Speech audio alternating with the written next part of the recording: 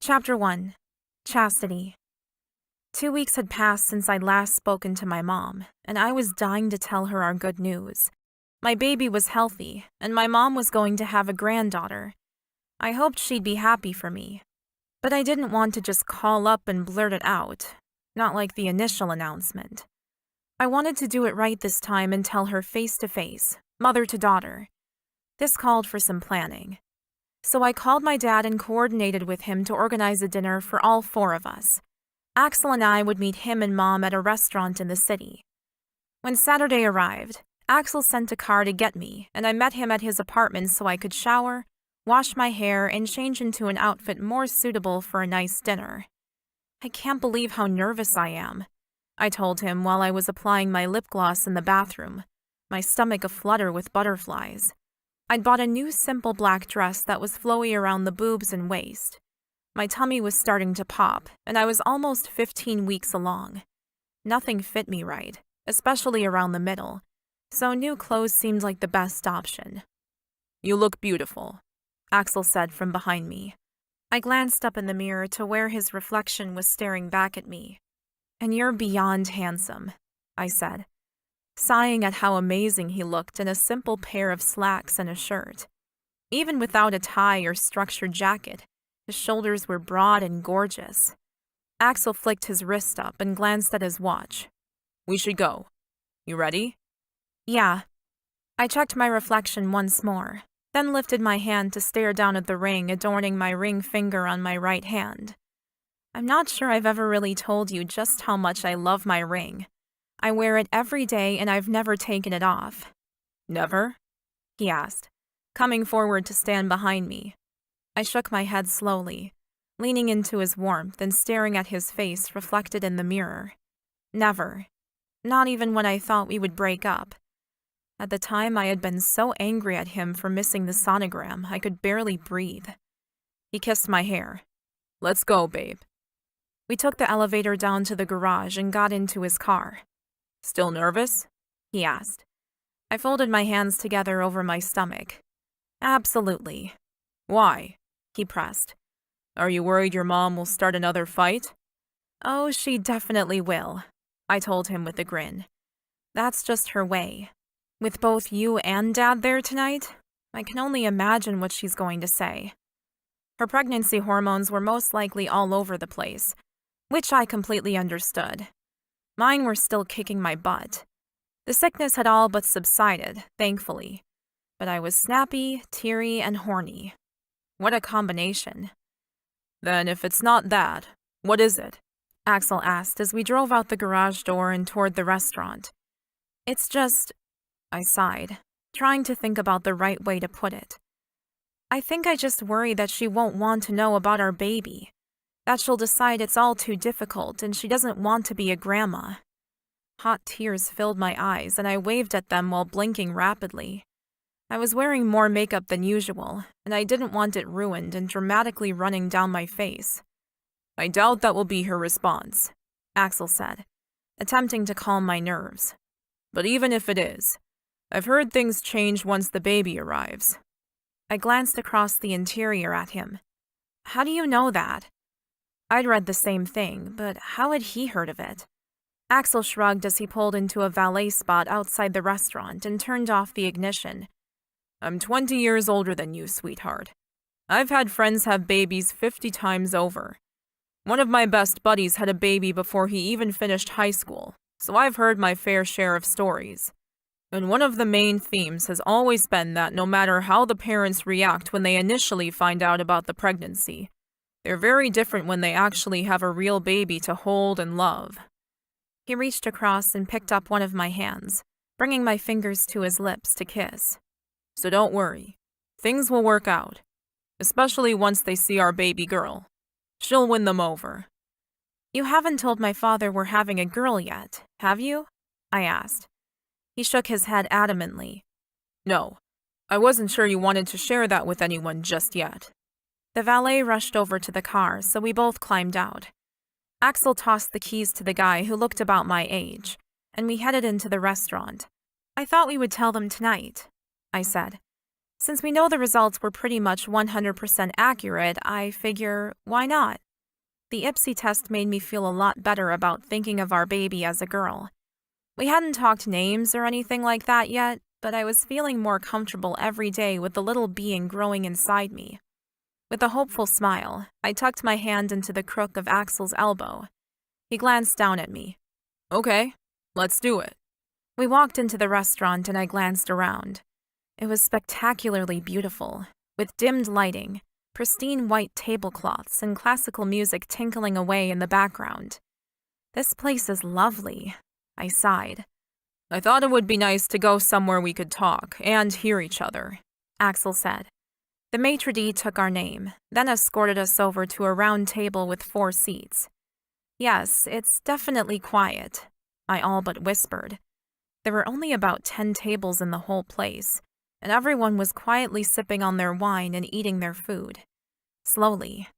It was a little strange, and in stark comparison to the cafeteria I ate at every day, with conversation at a dull roar and the constant din of clanking plates and dropped silverware. I was just about to ask Axel more about his new managerial team when my parents walked into the room. I waved at them excitedly. They smiled at me as they walked over. There was no running or hugging or any of the elation I'd hoped for in my daydreams about this special moment. But they'd come. That was the important thing. Hi, Mom. Hi, Dad. They both smiled and sat. Mom next to me, my father next to Axel without a word. Axel stood up and shook my father's hand. Our gathering felt a little stilted to me, like we'd already started off on the wrong foot somehow. Congratulations, Catherine, Axel said, looking at my mother. How are you feeling? She brushed her hair back behind her ear and sighed. Well, nervous. We have our 12-week sonogram this week, and then more blood tests. Why are you nervous, Mom? I asked, before a horrible thought occurred to me. What if something was wrong with their baby? How could we ever be happy if my mom lost hers? It would destroy my parents, and us. She cleared her throat. You know, the usual.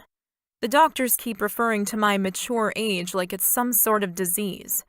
I'll feel a lot better once the amniocentesis is done. Did you have to have one of those? She asked, looking straight at me. Oh, I faltered. No, I don't think you did, Axel said, jumping in to save me from the awkward moment. You just had the blood test, right? I nodded. Yes, we got the IPSI done. Oh? Mom asked, her tone dead serious and nowhere near sounding like my mother. How did it go? I grinned at her and glanced over at Axel. He nodded at me, returning my enthusiasm. It went really well, I began. The baby's healthy, no anomalies to speak of, and we found out the sex. Oh, we don't want to know. Please don't tell us, she said, shaking her head emphatically and grabbing my dad's hand above the table.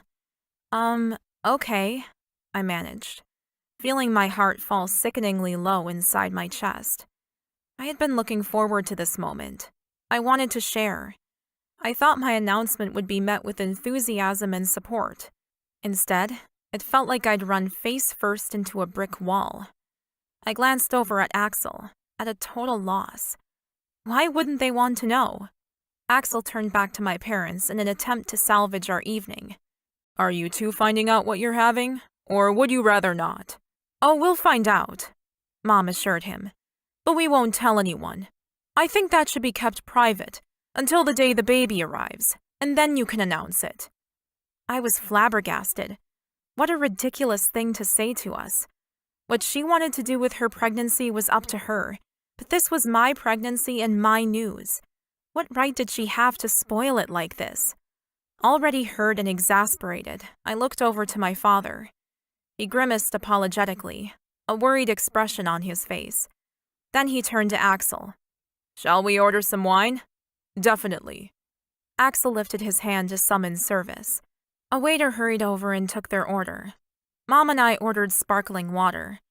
To distract myself from the crippling disappointment simmering within my heart, I picked up the menu, examining it for the prices. There were none. Axel, Just order anything you'd like. But I hated not knowing how much anything cost.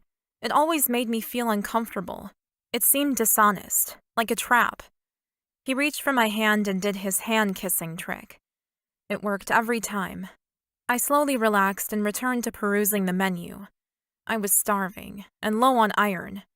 I didn't really feel like red meat, but I needed it. Our daughter needs it, I reminded myself. I think I'll go with the steak. Can you recommend which one would be the best? I asked the waiter. Absolutely. Suddenly, my mom piped up, obviously seeing my issue with the menu. How are we supposed to know what this is going to cost us if there are no prices?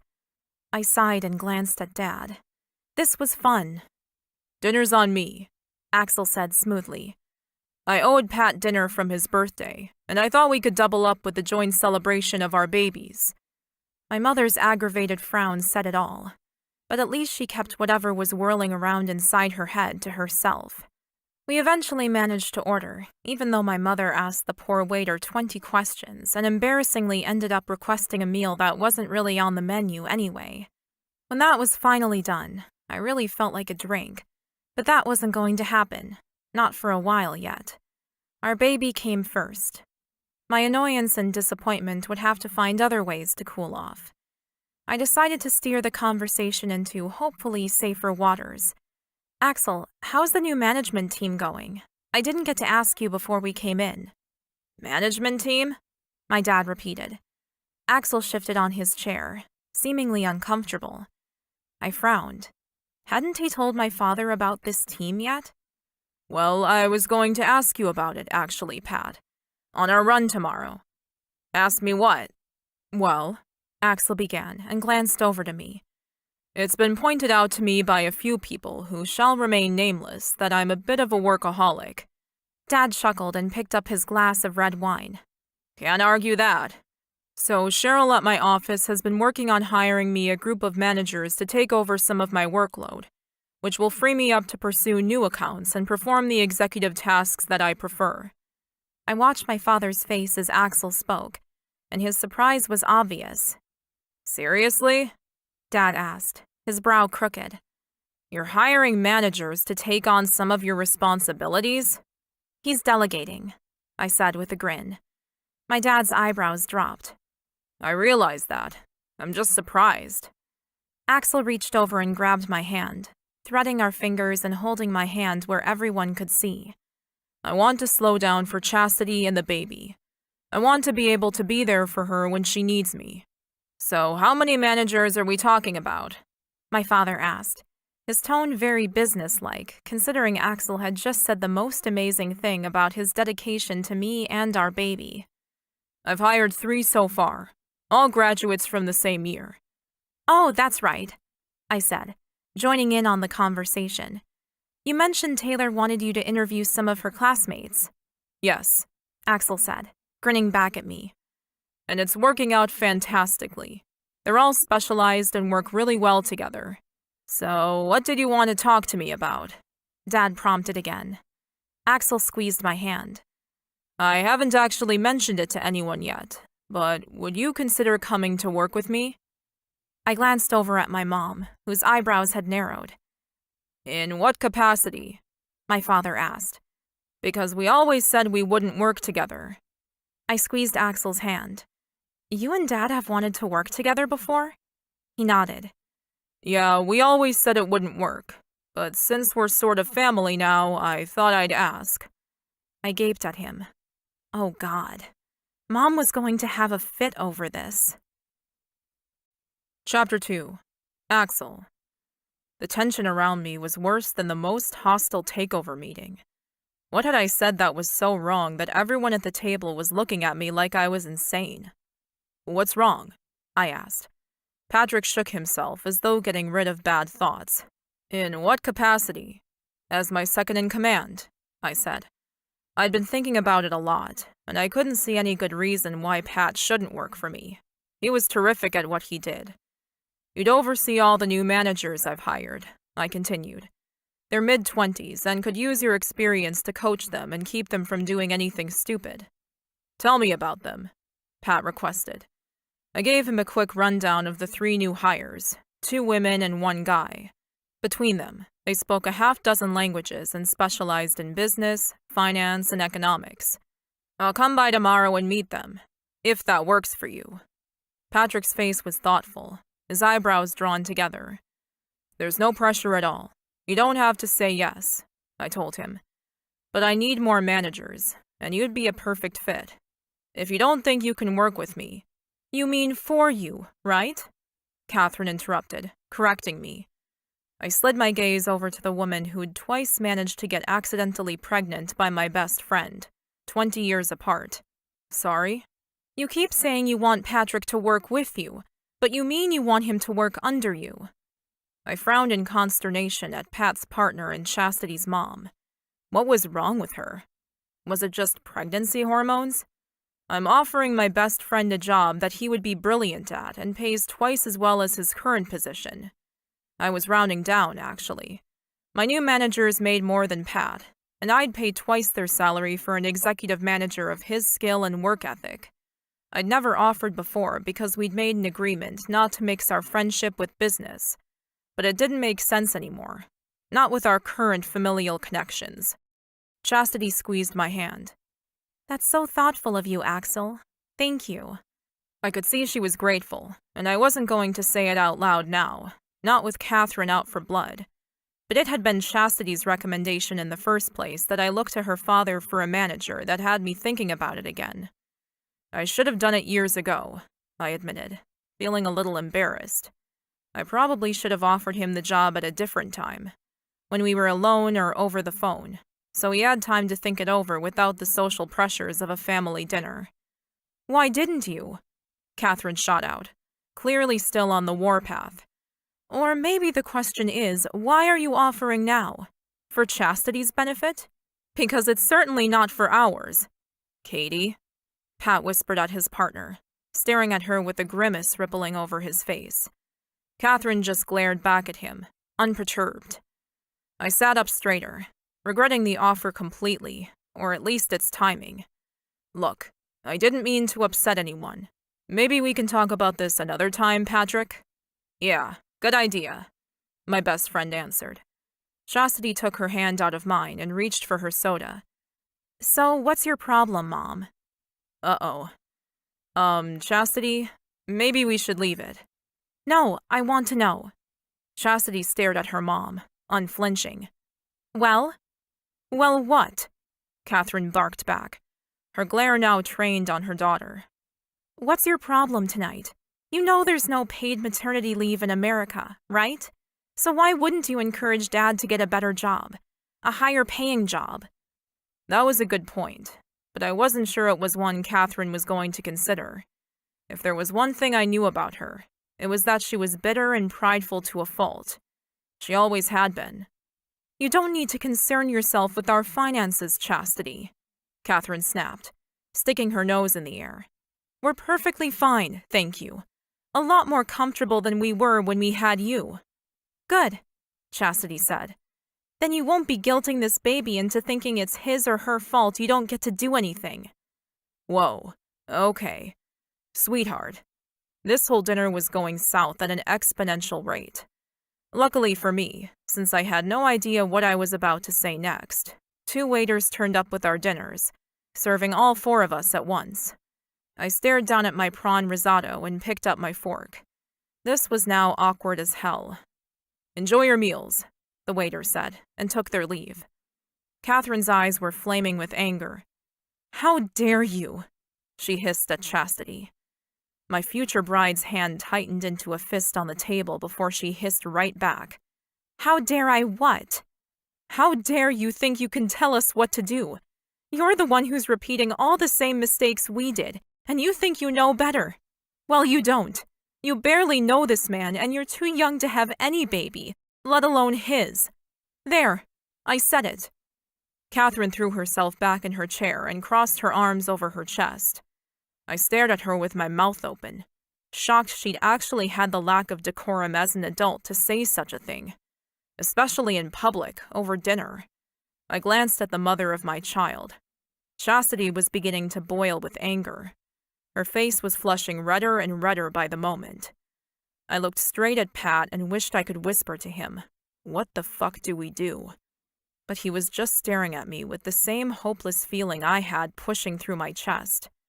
Did I intervene? Or did I let this blow up the way it was meant to? Maybe I could offer Chastity some support or help? Sweetheart. Chastity pushed herself to her feet and glared down at her mother. So you think I'm too young to have this baby? Well, newsflash.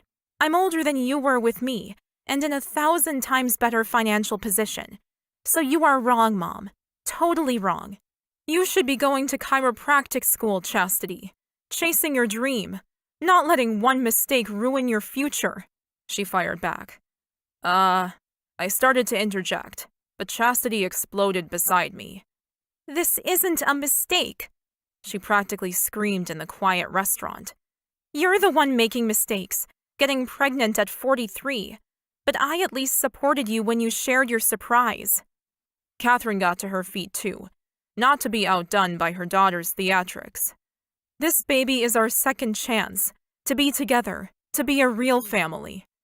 I glanced across at Pat and saw the hurt on his face that I knew would be mirrored in Chastity's. She'd always felt like she was a burden to her parents, and now her mother was telling her that she was finally getting the baby she actually wanted. That was going to hurt, and bad. It was a fucking rotten thing of her mother to say. I reached for Chastity's hand, but she shook me off. You and me, Mom? We're done. Enjoy your baby, because you're never going to get to see this one, or me, again. She's just a mistake anyway. I guess we have that in common. Chastity cupped her belly, framing her swelling stomach with her hands. Axel, let's go. My stomach grumbled with hunger, but this place didn't do takeout meals. So as Chastity grabbed all her stuff and twisted around to stomp towards the door, I followed after her. I made sure the maitre d' knew the dinner was on me, instructing him to use the corporate account they had on file for me, then trailed Chastity outside and into the cool night air. She was standing on the sidewalk, breathing heavily, tears in her eyes. Are you okay? I asked her, though it was obvious that she wasn't. Chastity swiped at her eyes. Did you hear what she said? Her voice wobbled as she spoke. It broke my heart to see her like that, but surely she had to see what I saw, that her mother was just acting out irrationally. It didn't mean anything in the long run. She was just letting off some steam. Of course I did, but she's just upset and hormonal. I'm sure she's going to regret what she said to you, so please, try not to be too angry. You can't take everything she says to heart. We all say shit in anger we don't mean. I glanced back into the restaurant and saw Pat walking out to us. I leaned forward and pulled open the external door for him. He walked straight through and grabbed his daughter, pulling her into his welcoming arms. I'm sorry, Chastity. Chastity broke into sobs then, and Patrick squeezed her tight. I took a step back so I could look through the glass doors and see Catherine inside the restaurant. She was still sitting at her table, alone, mechanically chewing as though she were trying to enjoy her meal. She probably is. The food here is delicious. Pat pulled back, holding on to Chastity's upper arms. I have to get back in there before she blows another valve. The doctor said her blood pressure's too high already, and we have to keep her calm. Chastity sobbed out a laugh. Yeah, good luck with that. Pat held out his hand to me. I appreciate the job offer, and I'll be over tomorrow, around 1 p.m., if that's okay. I shook his hand and nodded. I'll clear my schedule. Thank you. My best friend nodded and went back into the restaurant to try and calm his wife. I turned to Chastity. Let's go and get something to eat, sweetheart. And you can tell me why you're so upset. Because, Chastity began, then stopped, swallowing awkwardly.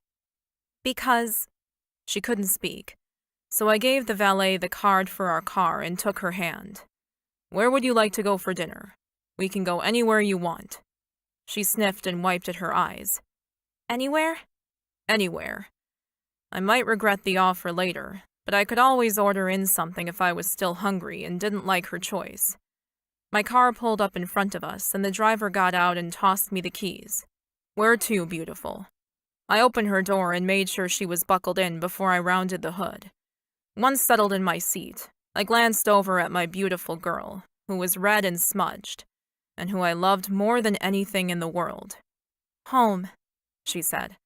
Which home?" I asked, because that could mean her dorm, the apartment, my apartment, or even her mom's house. Chastity laughed softly. "Can we go back to your apartment, order in some Thai food, and eat in bed?" There was a twinkle in her eye that I hadn't seen in months. "Of course. Let's go." "What do you want?" she asked, pulling out her cell and ordering via a phone app. I mentioned a few appetizers and main dishes I was partial to. Chastity tapped it all in and sent the order off. "Great. Should be at our place in about half an hour." She relaxed into the seat as I drove through the streets and sighed. I can't believe I actually thought my mom would get her head around this and be happy for us. "Well, she does have a lot to deal with herself," I pointed out. "The pregnancy, and her and Pat. Maybe things aren't great between them and she's lashing out. I didn't think it was that, but I had to throw some option up in the air so that Chastity didn't think it was her fault. "Let's not talk about my parents anymore," she said, sighing again. "I want to just go home, have a long shower, eat our food, and make love all night long like we used to." I glanced across at her to make sure she wasn't joking. We were only about 5 minutes from home, and my body was already reacting to her promising words. "Make love all night like we used to? Are you sure?" She twisted in her seat to smile at me. "Oh yeah, I've been missing you so much this week, and my body is definitely back to where it was, hunger-wise." I turned the last corner and sped down the street as fast as was legal. "Think we can fit in a session before the food arrives?" I winked. Chastity laughed and checked her phone. 22 minutes until arrival. What do you think?" I pulled the car into the parking garage and turned the engine off. "I think we better hurry, or hope the Uber guy is late." I hadn't made love to Chastity in forever. Grabbing her hand, I hurried her to the elevator doors, her delighted giggles ringing in my ears. Chapter 3. Chastity. Mom was being a bitch. She always had the capacity, especially if you crossed her, but I'd never really been on the receiving end before. I didn't like to admit it, but I'd still spent my whole life wanting to please her, constantly chasing her approval, and a large part of me still felt like I owed her for all the sacrifices she'd made for me when I was a child. But that still didn't give her the right to tell me I shouldn't have my own baby now. I was 15 weeks along, and it was a bit late to be telling me she thought I was making a mistake, especially when I would never say the same thing to her about her pregnancy. Her baby was a miracle statistically, and would be the second chance she wanted with my dad. I could see that, and even though she'd thrown it in my face, I could understand where she was coming from. That didn't mean I wasn't angry. I was furious. But for tonight, she was no longer my focus. As soon as we got into the elevator, I grabbed for Axel and kissed him hard, throwing my passion into the kiss. I felt his lust surge against mine, like two cresting waves crashing against one another. He pressed me up against the cold mirrored wall. I gasped at the contrast of his warmth at my front and the cold at my back. The doors dinged open, and Axel pulled me out of the elevator and into the apartment. He tugged at my dress in need, but I was too impatient to wait for him to take it off. Instead, I stepped back from him to grab my dress around the waist and pulled it up and over my head myself, before dropping it to the floor beside me. Axel's eyes widened as he scanned my changing body, still clad in the nice black underwear I'd bought just for tonight. When his gaze met mine, lust was written all over his face, from his darkened eyes to his mouth where he licked his lips with hunger. He dove toward me. I tangled my arms around his neck, swept up in the storm of his passion. When he lifted me against his body, I wrapped my legs around his waist, planting kisses on his face and neck, holding on for the ride. Afterwards, Axel said, "Oh my God, that was so hot, baby." He breathed, a broad smile on his face. I grinned at him. "So hot," I agreed. It had been perfect. But damn, I was even more hungry now. "Do you think the Thai guy dropped the food and ran?" I asked. Axel laughed. "Probably. I'll go check." He jumped up and walked out of the room. The perfect future husband. I rolled onto my back and held up the little vibe so I could press the button at its base and turn it off. Now that's a great present, I said to myself with a satisfied sigh.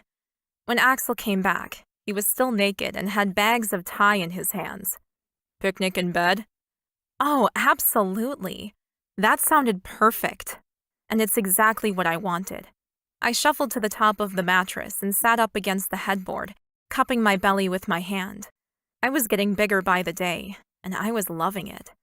I couldn't wait to wear those tight spandex tops that would show off my big, swollen stomach. "Here you go." Axel handed me some cutlery, then spread out the takeout containers for us to eat from. "This is my idea of heaven," I said, grabbing some noodles and opening the lid of the container. "Just you and me in our bed, talking and eating. What else could you want?" I took a bite of the chicken stir-fry and groaned. God, this is good. We ate quickly, barely talking as we were both so hungry. But after some rice, chicken, noodles, and soup, I sat back and sighed, sated. "Thank you for that. It was great." "You ordered it through your phone, which means you paid for dinner," Axel said with a frown. "I'll transfer some money over for you." He reached for his phone. I swatted at him. "Don't you dare. You paid for dinner tonight, and it was my fault we didn't get to eat it. I'm sorry about that." What a waste it had been. Our delicious meals would have sat there looking so sad and lonely without us. "Do you think Dad would have eaten our dinner too?" I asked, suddenly imagining my father's expression when he realized we weren't coming back. Axel, who was still eating his prawn rice noodles, shrugged. "Probably. I've seen him put away 3 steaks in a sitting before." I sighed and snuggled under the blankets. I wish I didn't have to go back tomorrow. I'd rather just stay here and watch movies and relax. But knowing Axel would be working for most of the day made staying a moot point. I didn't want to relax alone. "Well, I don't have to do much until 6-ish. We could go out for brunch, then chill together for the afternoon," he offered. "Seriously?" I asked him, putting my head on the pillow. He lifted the food containers off the bed and slowly closed them up. "Yes, seriously. I told you I want to slow down and enjoy life, and there's only one way to do that." He certainly sounded serious. I needed to do some studying, but at the moment, I didn't care about anything other than getting the rest my body craved. "You're right. We need to get used to spending Sundays together," I announced. "Family days, brunch and movies. And more time in bed," he added with a sexy grin. I most certainly wasn't going to argue that. "Oh, definitely," I said, then yawned, my tiredness getting the better of me. That clit thing was amazing. Thank you for buying it for me. Axel really was an amazing fiancé. "You're welcome," he said, gathering all the containers up in his hands. "Give me a minute to clean up, and I'll be back to sleep with you soon." "Take your time," I whispered, settling into the pillow. With his arms full, Axel disappeared into the kitchen. I closed my eyes. Tomorrow I'd enjoy spending time with Axel, but for now, I needed sleep. Chapter 4. Axel. Sunday with Chastity was fantastic, and so much more relaxing than I'd expected. We had great sex, then a huge brunch. More hot sex, then watched a movie on the couch in my apartment. Well, I watched the movie while mentally planning my workday for Monday. Lists, emails, meetings, the usual. Chastity watched the first 10 minutes of the movie with her head resting on my shoulder and her hand on my leg, then fell asleep. When the movie finally ended, I turned the TV off and the sound changing seemed to wake her up. "Oh, I missed the ending." She groaned with disappointment as she lifted her head off my chest and sat up. I rolled my shoulder where it had gone numb half an hour ago. I'd been too afraid to wake her, so I'd stayed put. "You missed most of it, sweetheart, but at least you got some rest." I stood up and stretched my back. extending my hand to her to help her to her feet. How about we order a late lunch? What time is the driver taking you back to school? She rubbed her eyes and yawned. I asked him to come around 4 p.m. What's the time now? I glanced at my watch. About 3:45. Oh, shit. She raced from my bedroom, calling out as she went. I've got to pee, then pack, then go. I walked over to the bedroom and spoke through the closed bathroom door. I can ask him to come back in a couple of hours if you want to go out for dinner before you go. The extra time for me to work would be helpful, of course, but I wanted her to know that we always had flexibility with our drivers. I paid for the privilege. She stepped back into the bedroom from the ensuite and started picking up her things. Her cell, her bag, and her clothes. That sounds so lovely, Axel. Thank you. I wish I could, but I really need to get back. We've got finals coming up, she said, stuffing all of her things into the large overnight bag she'd brought. I grinned at her. She was happy to go back to school, which meant she was content with us. Okay, great. Is there anything else I can do for you? I asked. She launched herself at me, a grin on her face. She was practically glowing. I swept her up into a hug, pulling her hard into my body. Nothing, she squealed. You've been amazing. Thank you so much. I walked her to the elevator and kissed her goodbye, wishing she didn't have to go. As she was stepping into the lift, she put her hand against the door, stopping them from closing. Hey, I just want you to know how much I appreciate you asking my dad to come work for you. It was really good of you. I know he'll love it. I glanced down at the marble floor and ran a hand through my hair. I didn't know why it embarrassed me to have her be grateful for such a thing, but it did. I'm doing it for all of us, I told her. Pat is amazing in his field, and I think he'd be an asset to my company. I can pay him a lot more than he currently makes, which will benefit your mom and him. I'd happily just transfer $1 million straight into his account if it would make his life easier. But Patrick was proud, and I knew he'd prefer to earn it. And I understood that. She grinned at me, happiness twinkling in her eyes. I know you're justifying your kindness by saying the decision was made purely on its merits, but I know you're doing it to help him, and my mother, and me. I smiled at her, grateful for her understanding. I need someone I trust at the helm with me, and Pat fits the bill. He was the only man on the planet I truly trusted. He had integrity and a great work ethic. Time would tell if we could be friends, family, and work colleagues. Unfortunately, I'd heard some horror stories about mixing the two over the years, but it was time to step out of my comfort zone. I'd never gotten anywhere by staying inside the box anyway.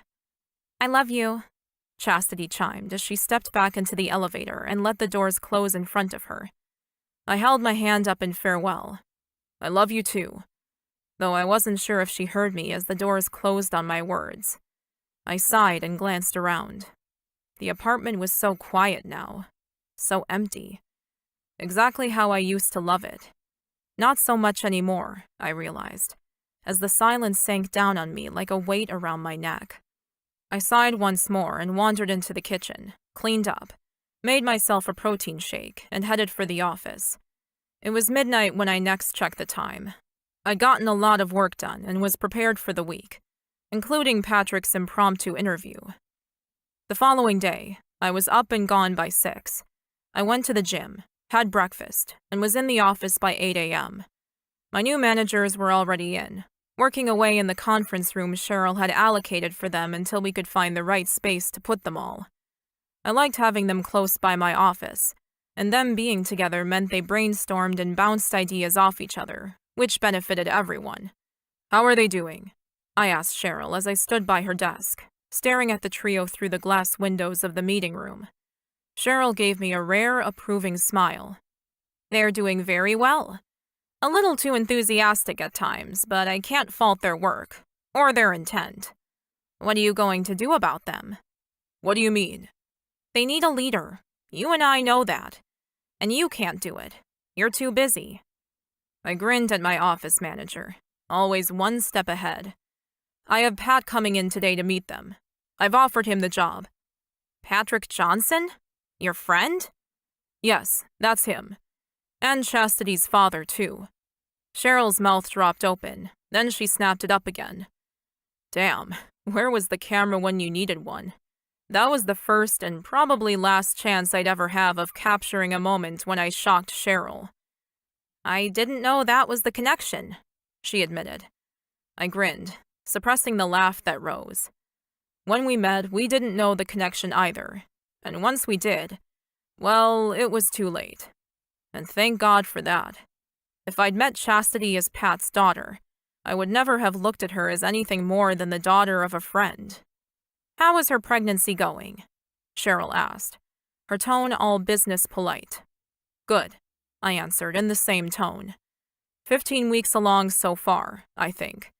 The baby's healthy and she's healthy. Another thing I thanked the universe for. And college? When does she graduate? Cheryl asked again.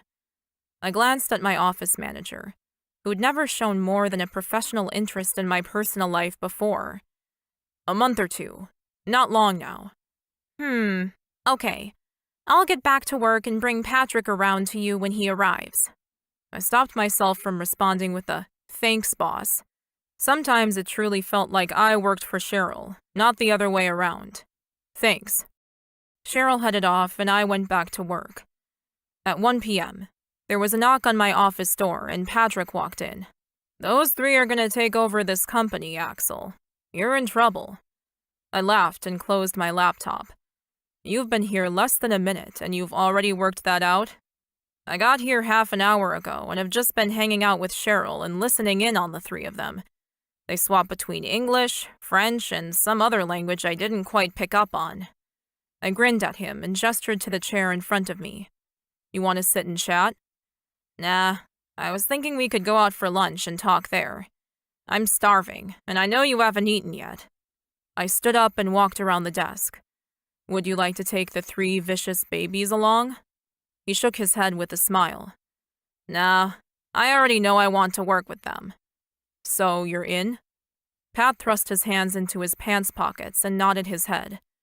Don't you want to know the salary? Benefits? Patrick laughed and shook his head. Axel, I know how generous you are. I know I give you hell for your success and your money and all that shit. But, hey, look, don't get soft on me. Here. I turned around and picked up the contract I'd had written up and handed it to him. This is only the initial offer. With anyone else, I would never have told them such a thing. But this was Pat. I half expected him to shove the contract back at me. Instead, he took it, then sat in the chair by my desk. Okay, so we weren't going straight to lunch. I sat back on my chair and waited for him to finish reading. A car? He asked. Yes, any car he liked, under 100,000. Top-tier health benefits. Yes, for you and your family. Which would mean that hopefully Catherine's pregnancy would be covered, though I hadn't checked up on it. My salary, Pat began. Not enough? I asked. I had room to move. We could set some bonuses based on performance. Patrick's gaze flicked up to meet mine. I need 2 weeks to tie up some loose ends at work. Then I can start. As easy as that? I couldn't believe it. Pat nodded. Yeah, as easy as that. You got a pen? I pushed a pen across the desk towards him. He picked it up and signed on the dotted line. Done. I shook my head. I can't believe we're finally going to work together. Even though we said we never would, Patrick chuckled, passing the signed document back across the desk. I stood up and walked around the desk, grabbing my jacket. Lunch to celebrate? On you, my buddy said with a grin. Of course. And it always would be from now on, and my friend couldn't complain. An hour later, we downed a bottle of red wine and eaten a couple of steaks and were sitting in one of our favorite restaurants on a Monday afternoon. Don't you have to get back to work? Pat asked, taking a sip of his water after 4 glasses of wine. Don't you? I asked him. He shrugged. I took the afternoon off.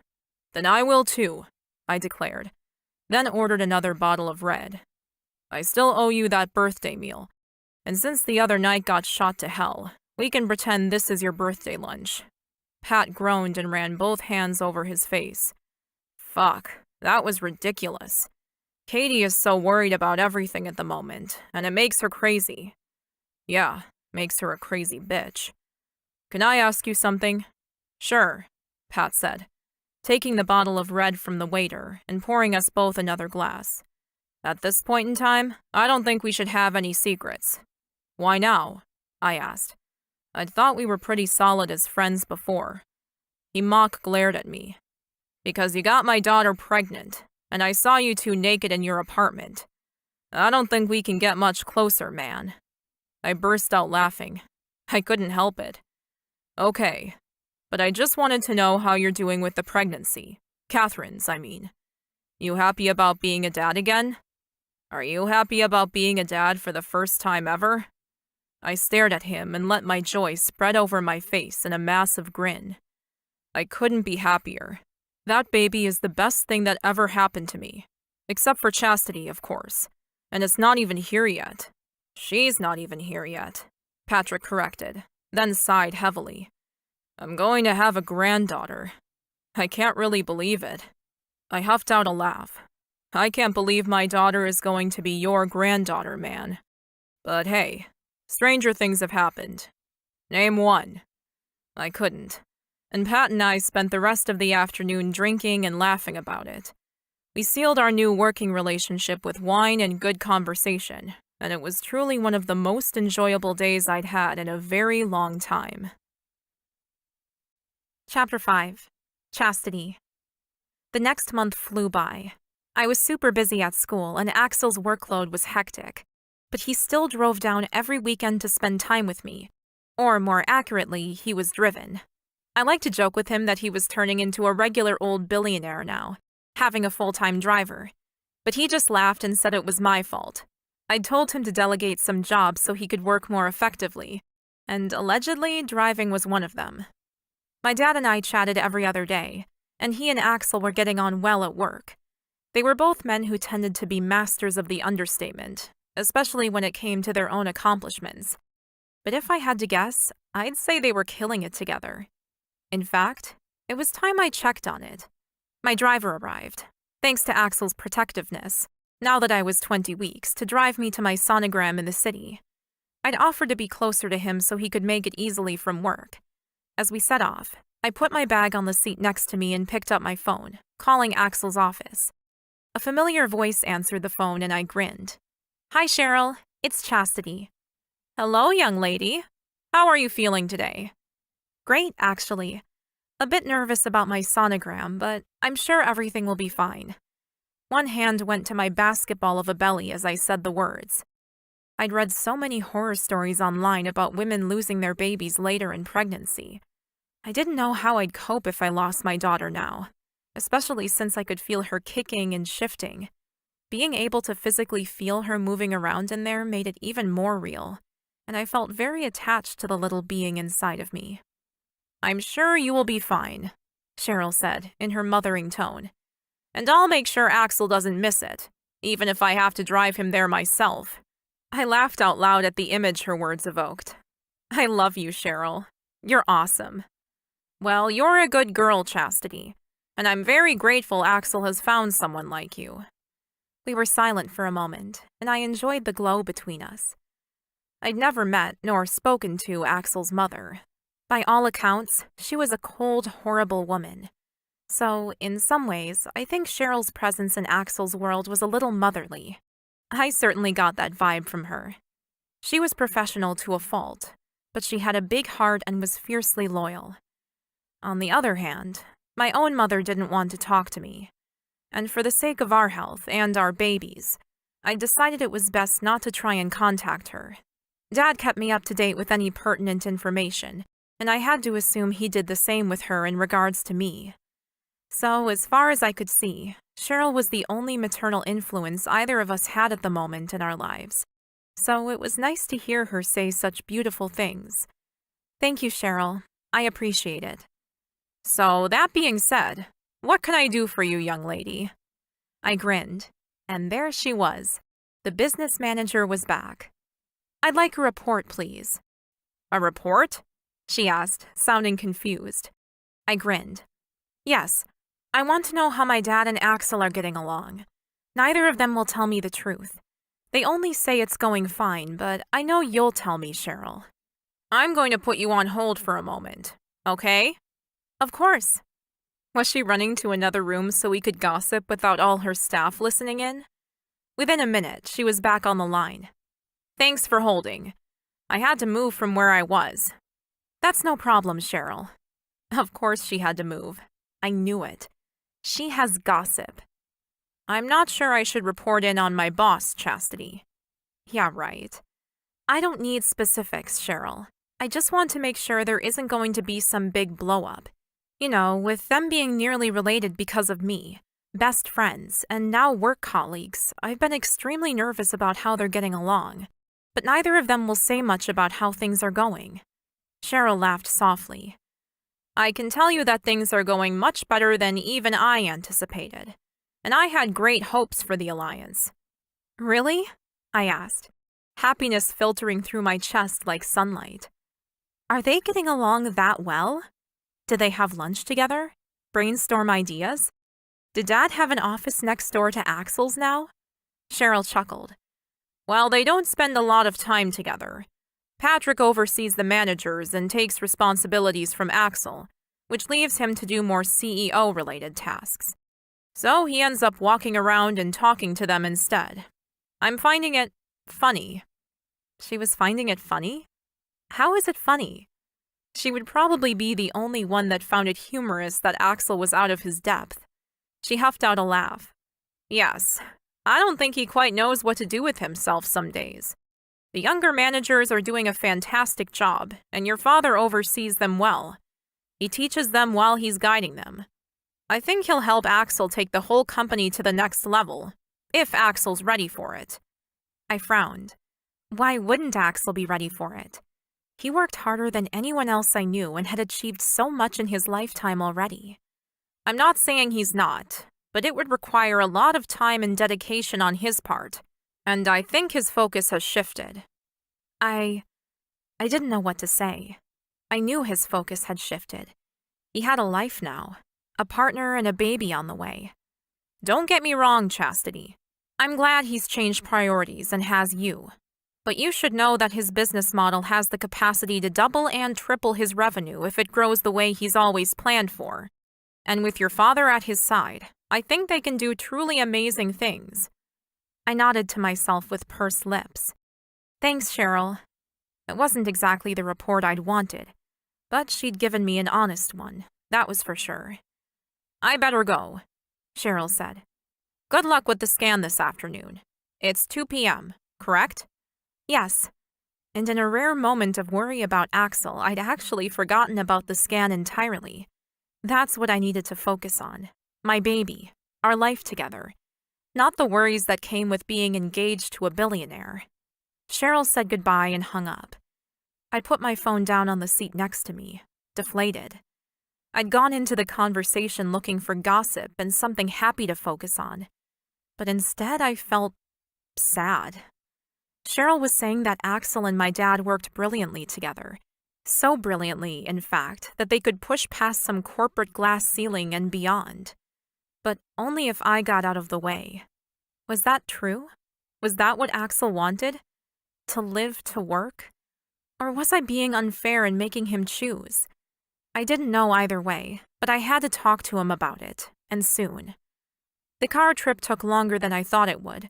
Probably because instead of studying, I spent the time worrying.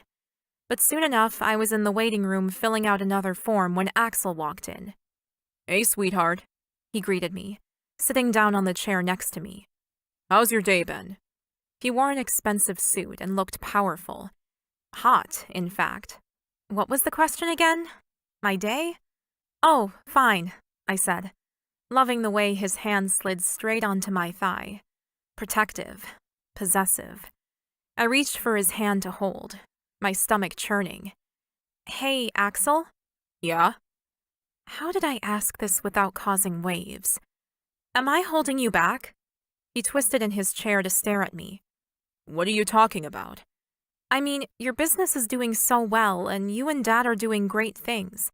And, well, I don't want to be the reason you don't achieve the goals you've set for yourself.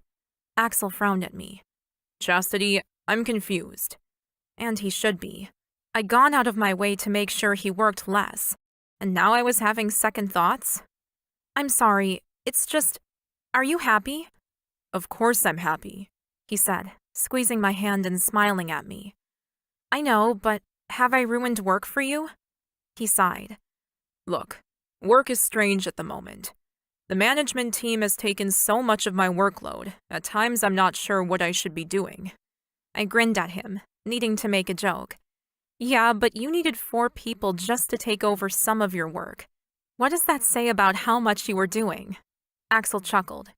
Well, yeah, there's that. Chastity? The receptionist called. I stood up. It was time. Come on, Daddy, I said to Axel. Let's go see our baby. Axel stood with a grin, and we walked into that small white room.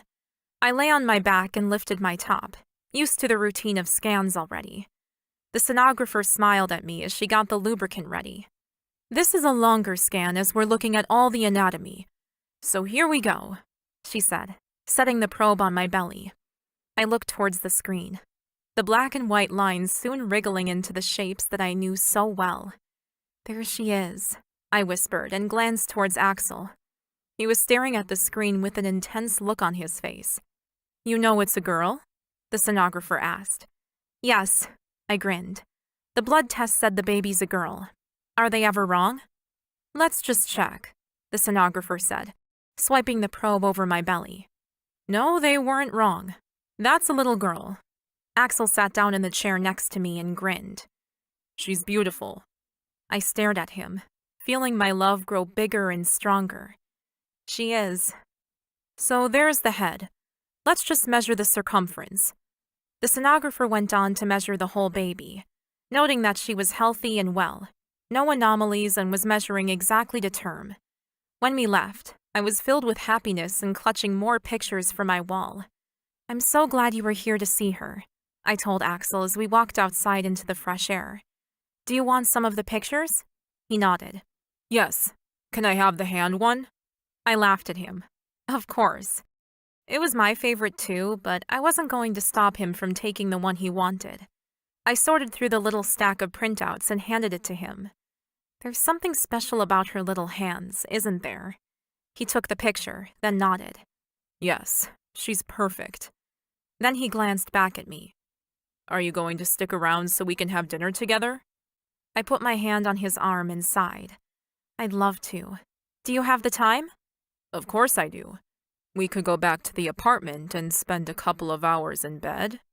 My lower belly clenched at the suggestive tone of his voice.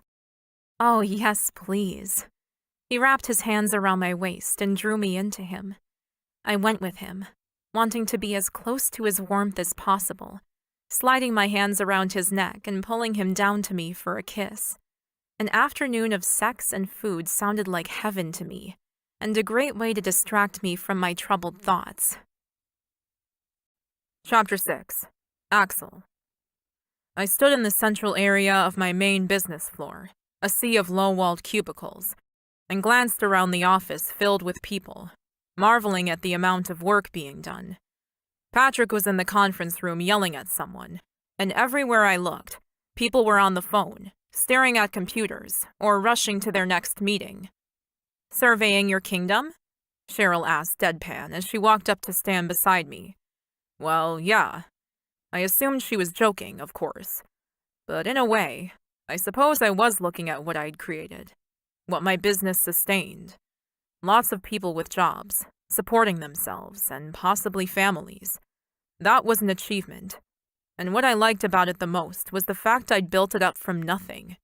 My parents hadn't given me squat. Can you believe it was just you and me in the beginning? Cheryl rolled her eyes. I had to bring coffee mugs from home because there was no money for extras. A laugh burst out of me at the memory. Yeah, I remember that.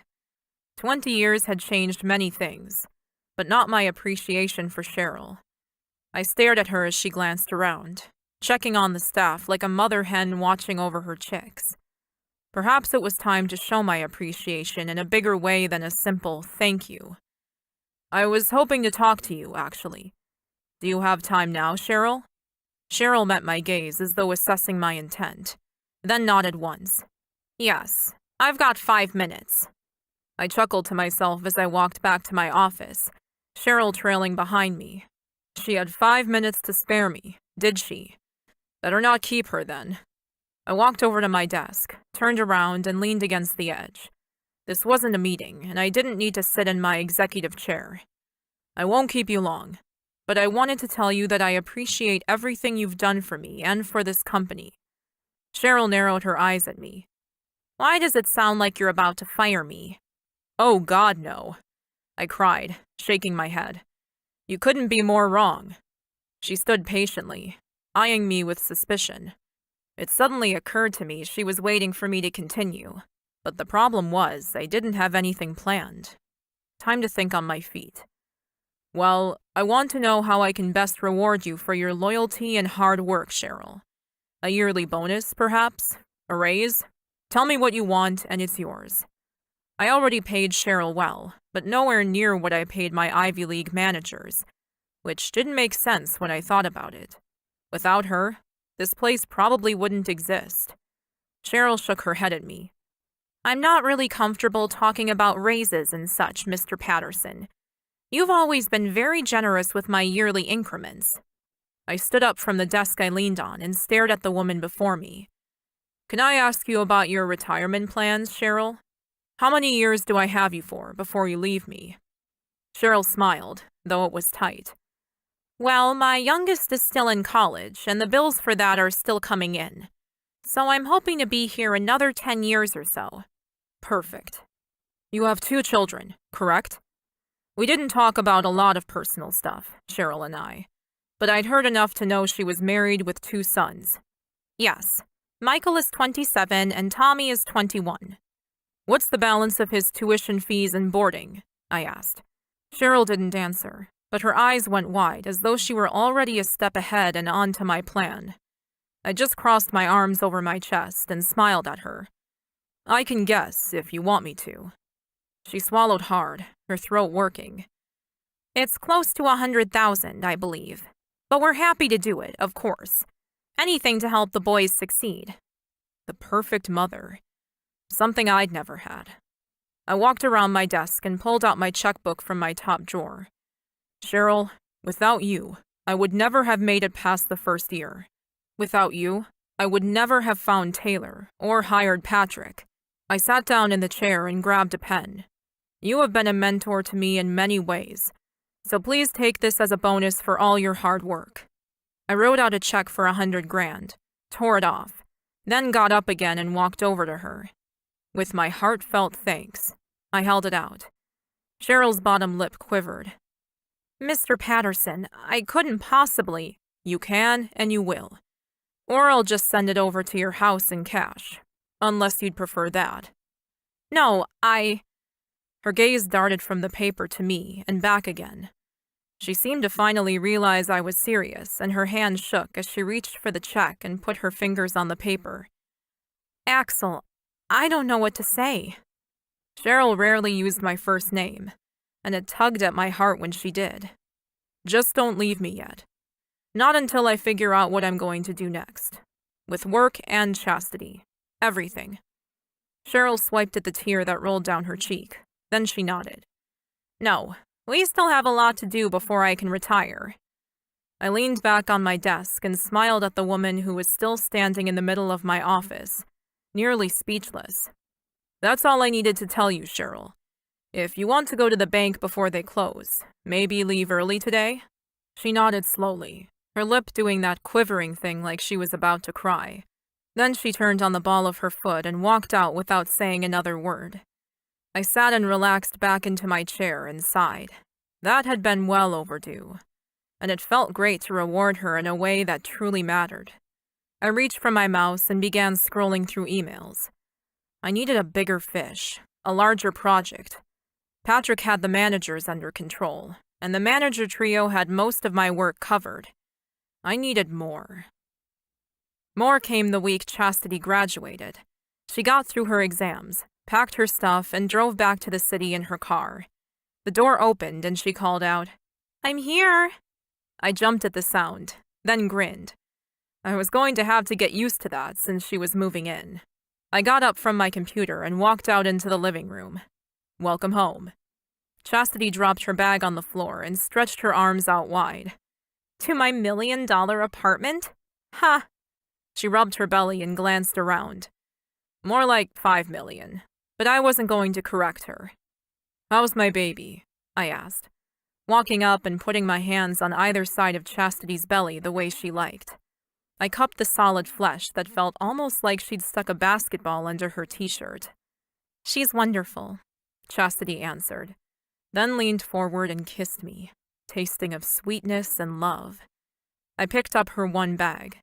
"Should I call the concierge to get your other bags from the car?" "Yeah, that would be great. Thanks." I made the call, and soon enough, Chastity's bags were piled up in my bedroom and she was sitting on the couch, rubbing her stomach. We needed to work out where she was going to put everything. My bedroom closet was full. I glanced at the time. It was only 3 p.m. "We've got a few hours before dinner. Are you okay if I keep working?" Should I even ask that in my home? Our home, I corrected myself. What was the protocol here? Chastity answered for me. She just stood up, cupped my face, and kissed me quickly. "Do whatever you need to do. I'm going to have a quick nap because my feet are killing me. Then I'll shower and unpack maybe. See you in a few hours." She headed off towards the bedroom, a hand on the small of her back. I sighed. I wouldn't mind having a lie down either, but when was the last time I had a nap in the afternoon? I turned towards the study, the email I was halfway through calling my name. Then I heard Chastity groan and sigh, and I stopped. Screw it. I unbuttoned my shirt and walked into the bedroom. Chastity was pulling back the covers, wearing nothing but panties and a thin tank top. "Oh, are you joining me?" she asked. I unzipped my pants and slid them off. "Yes, I think I will." Chastity laughed happily as she slid into bed, surrounded by pillows, one between her legs and one in front of her. "You've built yourself a bit of a pillow wall," I remarked, sliding onto the mattress. She made a contented noise. Not behind me, though." I cuddled in behind her, sliding a hand over her hip and closing my eyes. I've missed you, especially at night. Sleeping without her was impossible. I always slipped back into bad habits, getting only 3 or 4 hours most nights. "I hope so, because you're not getting rid of me now." I kissed her neck. "Thank God for that," I whispered. She fell asleep almost immediately. I didn't think I would. Sleeping during the day had never been my thing. Sleeping full stop had never been my thing. But sleep I did. And when I woke up, Chastity was still there, my baby kicking away beneath my palm. "Oh, wow. She's moving," I said, loving the feel of the shifting and pushing against my hand. Chastity groaned, rolling onto her back. "Sorry, I have to move. My hips are killing me." I ran my hand over her bump, marveling at the movement going on.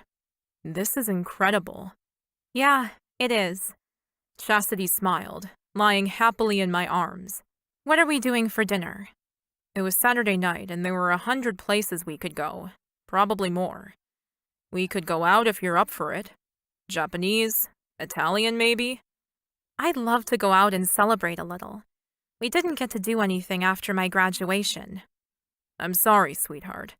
I had to fly to France, and, well, I hadn't gone to her graduation for several reasons, but mostly because I wanted Chastity to enjoy her achievement and not worry about what sort of fight her mom and I were going to get into." Chastity and her mother still weren't really talking, but Catherine had gone to the ceremony, mostly because Patrick had dragged her there. "You wanted to let my parents have the moment. I get it. I just missed you. I wanted you to be proud of me, too." Love filled my chest.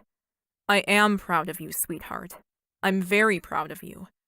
I would have completely understood if you decided to just quit school to have the baby. But here you are, a college graduate." "And 5 months pregnant."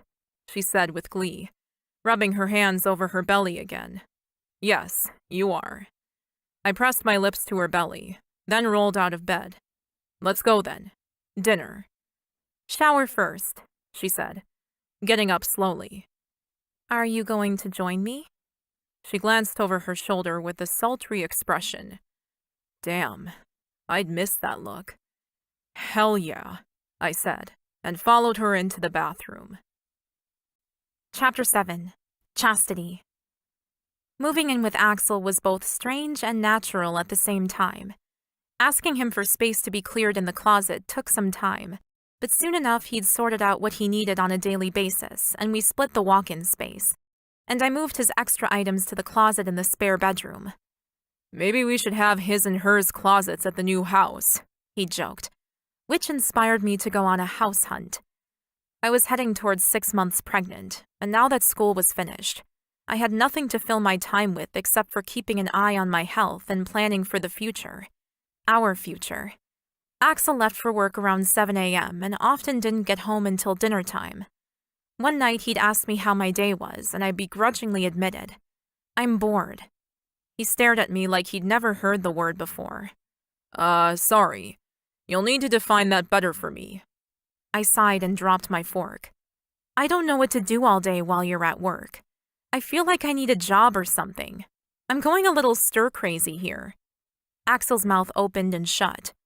But you're 6 months pregnant, he finally said.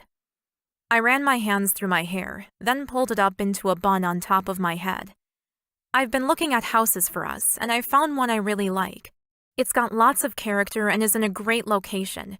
It's close to your work and my parents. Mom and I had started occasionally texting each other, but we really needed to have it out properly. She'd need my support when her baby came, and I certainly needed her now. That's fantastic. When can we see it? Axel asked. I jumped up from the table, feeling my perkiness returning. I'll get my laptop and show you right now. I heard his chuckle as I tried to race to the bedroom, though running while waddling wasn't the most elegant thing. When I returned, he'd cleared the table and I sat down to search for what I'd found earlier. I'm not sure if this is the sort of thing you're going to like. It's not super modern and it needs a little work, but I'd really like the project. I could paint the baby's room and maybe hire contractors and oversee the renovations. I'd never done anything like it before, but I was sure with Axel's connections and money I could certainly learn. Show me, Axel said. So I did. It's 4 bedrooms with a study as well, I told him, showing him the layout of the house. The lot is huge for the area, but the house needs new carpets and maybe a new kitchen. On Patterson Drive? Axel asked, his lips quirking up at the irony. Is that going to be weird, or is it meant to be? I grinned up at him. I think it's meant to be. Can I have a quick look? He asked, gesturing to the laptop. Of course. I pushed the computer at him. He clicked and scrolled and scanned what I'd found, holding his chin as he did and thought. I've looked at hundreds of listings, I told him, feeling the need to fill the silence with my chatter. From inner-city apartments to huge blocks out of town. And this was your favorite? He asked, still staring at the computer screen intently. Well, yes. There are more finished, more expensive properties, of course. Though this one was still insanely expensive. I'd had a heart attack over the prices in my first few days of searching. But after a chat with Cheryl that Axel didn't know about, she told me not to even look at the price and just choose the house that my heart wanted. After all, it was Axel's money. He was the one who should say if it was too expensive or not, and that was a direct quote from Cheryl. I like it, Axel finally said. I've always wanted a pool in my family home, so we'll need to see if there's room for one in the backyard. Oh yeah, that would be amazing. I just thought with the house being so expensive, we'd need to wait to do those sorts of improvements. Axel leaned forward and kissed me. We don't have to wait. I threw my arms around his neck and burrowed my head into his shoulder, tears filling my eyes. Hey, are you okay? He asked, pulling me back. I had to look down and blink away the tears. Yeah, I'm fine. It's just the hormones, I admitted, fanning my face with my hands dramatically. I'm too emotional lately. It's ridiculous. He grinned at me, then kissed me again. You're perfect. Now, do you want me to call the real estate agent? Could you? I asked, knowing Axel would do a much better job at organizing something that big and important than me. You do know your way around that kind of stuff. He nodded. Give me 10 minutes. Axel took out his cell phone, grabbed the number of the real estate agent off the screen, and walked away to the office. I sat on the chair, wanting to squeal out loud, but held it in. We were going to buy a house to raise our daughter in, together. It was unbelievable. Moments later, I could hear Axel chatting to someone on the phone, so to keep busy, I quickly rinsed the dishes and loaded the dishwasher. He was back soon after. Well, I have some good news, he said with a grin. Tell me. I was practically ready to bounce out of my skin with excitement. The house is empty and the owners are wanting a quick sale, so we'll be able to negotiate a lower price. So once we see it and it passes inspection, we may be able to get going on the renovations sooner than expected. Before the baby's born? I asked, this time my voice rising to the squeak I'd been afraid of. He grinned at me. Yes. I launched myself at him, hugging him tightly, even though my baby bump made it entertainingly awkward. I was afraid that would never happen, I admitted. That we'd wait too long and then have to move with an infant. And that sounded like an absolute nightmare to me, especially if I ended up with a C-section or complications that required major rest time afterwards. Axel pulled back. We haven't seen it yet, but if there's any structural damage, then we'll have to move on to something safer. Try not to get your hopes up too high, okay? I nodded enthusiastically and clapped my hands. He sighed, but smiled as if I was incorrigible. They're high already, aren't they? I bit my lip and grinned. I'd already driven past the house and planned out all the flowers I would plant in the front yard and already envisioned the swing on the porch. When can we go see the inside? I asked. Tomorrow, around lunchtime. I'll clear my schedule from noon till 1. I hugged him again. Oh, thank you, Axel. He kissed my forehead and sighed again. Just be careful not to fall in love with it too quickly. I've been bitten by that bug before, only to find out it's not the right one. Okay, I'll try, I reassured him. But I don't think I convinced him. He walked off for a shower, shaking his head in good humor. It was too late, though. I was totally in love with the place, and I was going to be heartbroken if I found that my dream home wasn't my dream at all. The next day, I drove to the house in my little car, talking to the baby the whole way. Your room is the one behind ours. I'll be able to run in and help you anytime you need me. And there's a park just down the street, and a massive backyard for you to play in. Although Daddy wants a pool, so the backyard might end up pretty small. But then we'll have a pool, so either way, it'll be awesome. We can teach you how to swim. I knew I probably sounded insane to anyone looking in from the outside, but it was how things were with me now. My whole world was centered around the baby who made my back ache and my belly bulge and my hormones a complete mess. She was my everything, and I couldn't wait to meet her and be her mom. I arrived early and parked on the street a short way so I could check out the neighbors. The blocks were all large with relatively new houses. It was zoned for residential homes and had no apartment buildings. The existing homes were grand houses and took my breath away, which meant they were all well taken care of and the owners took pride in their residences here. When 12 o'clock struck, a blonde woman parked in the driveway and hustled up to the front door wearing a short skirt and a jacket. I wasn't sure I should approach her. There was something about her demeanor I didn't like. But I was sure Axel would handle her, so I wouldn't have to. I checked my phone and there was a text from Axel. 2 minutes away. Just caught a red light. I smiled as I put my cell phone away. Ever since the debacle around the 12-week scan, Axel had been extremely thoughtful about messaging me when he was late, which I appreciated to no end. So I waited. I wasn't going in by myself. Then his black sports car pulled up and I walked over, grinning as Axel hopped out of the driver's seat. You drove yourself for once? I teased. He laughed. I wanted to see how far it was from the office for myself. And? I asked. He grinned. 12 minutes on the nose. Brilliant. I said. He grabbed hold of my hand and started walking towards the front door. It's a great street, he remarked. The front lawn needs some work, and a new fence.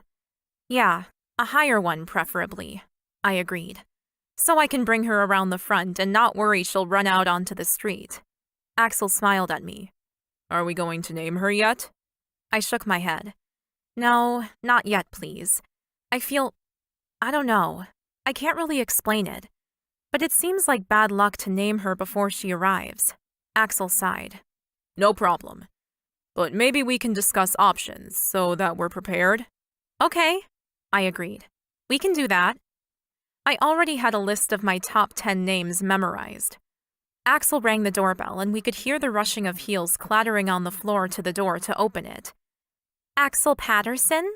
The blonde asked, her eyes set on Axel's handsome face and her bright smile firmly in place. Yes, and this is my partner Chastity, he said, gesturing to me. The blonde's eyes fell on me, and I saw a shift in her face when her gaze fell on my belly. I rubbed it for good measure. I'm due in October, and we're looking for a family home. Oh, well, yes. This home is perfect for you then. Come on in, she said, falling straight back into professional mode. The owners are very motivated to sell and are happy to commit to a quick closing. The house has seen better days, but the position is incredible. You go with her. I'm going to wander and take a look around, I told Axel, dislodging my hand from his grip. The blonde didn't miss a beat and went off on her own tour, still talking away about the noble qualities of the home. Axel grinned at me. Okay. I walked into the first room, the one I'd already planned to use as Axel's office. It was the smallest, and now that I saw it in person, it was perfect. Great light and no built-in closet. I worked my way through the house, noting the need for new paint, new carpets, even a new kitchen and bathrooms long-term. But the space really was amazing. It was twice as big as Axel's apartment and 3 times as big as my mom's house. We would have so much freedom here, to work, live, and play. Shall we check out the backyard, beautiful? Axel asked as I joined the other two in the huge living room. Yes, please. Axel turned towards the blonde. Would you mind calling your office now and inquire about that home inspection, please? I'd like to speak to Chastity for a minute. Of course, sir, she said and bustled off officiously. Thank you, I said. She's a bit full-on for me. Axel shrugged. Most real estate agents are like that, but I'm used to it. He opened the French doors and we walked into the backyard. So, what do you think? I glanced around at the huge open space. There was lots of grass, a garden shed, and a huge oak tree right in the middle of the backyard. I think this is the best backyard I've ever seen for a child to grow up in. Axel stepped behind me and put his arms around my waist. Good job keeping your enthusiasm in check in front of the agent, by the way. But what do you think about the house, really? I closed my eyes and rested my head back against him. I love it. He kissed my hair. I do too. I twisted around in his arms, my eyes wide. What does that mean? I asked cautiously with bated breath. My heart was beating a little too fast, and although I was afraid of the answer to come, I was also so excited I could barely breathe. Axel leaned forward and rubbed his nose with mine. It means, assuming it passes several different inspections, we'll buy it and move in as soon as possible. You mean it? I whispered, already envisioning the baby's room in a kaleidoscope of pink, with a vintage rocking horse, an antique crib, and a beautiful restored rocking chair. Of course I do, he said, kissing me softly. But let's find out where we stand structure-wise before we make an offer, okay? Okay, I agreed, crossing all my fingers and toes. This is the right house. I could just feel it. Chapter 8. Chastity.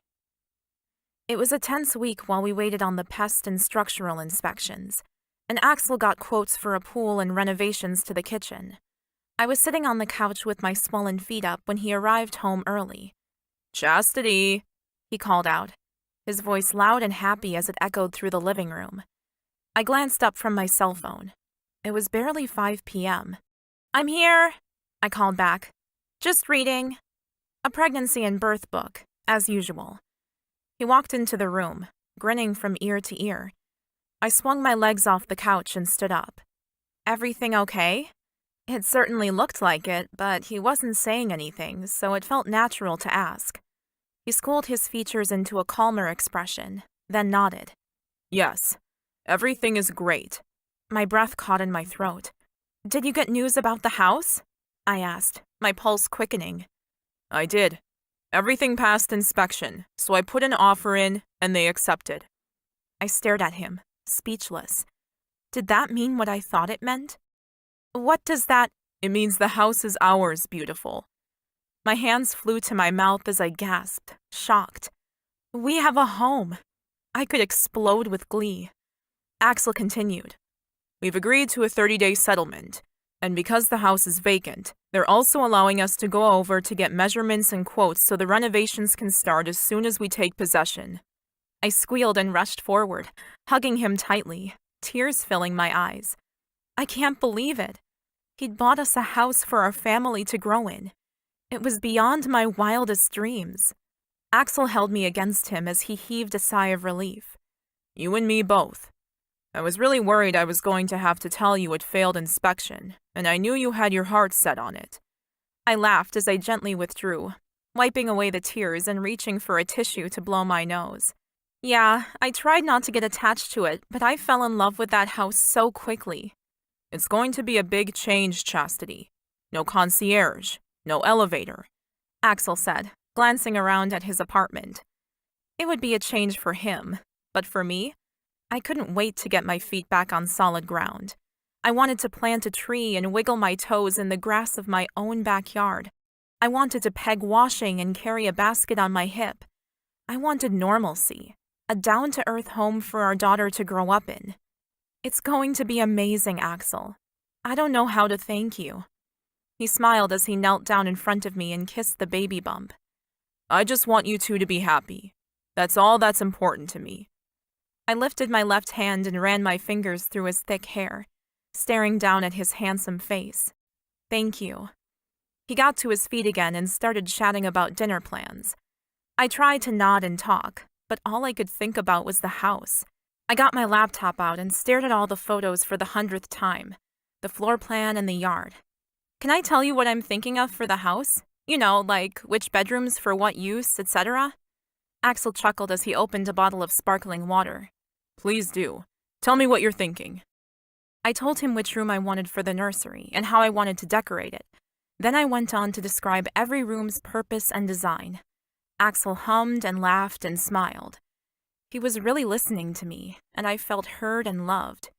It was one of the most fun and happy nights I'd ever had. It felt like such a monumental step toward our future together as a family. Now, if only I could sort out the issues I was having with my mother. The next 30 days passed in a whirlwind. I was almost 30 weeks pregnant, and I'd spent the month with architects, designers, and contractors. The sheer amount of money Axel was throwing at this project was dizzying, but I tried not to focus on it.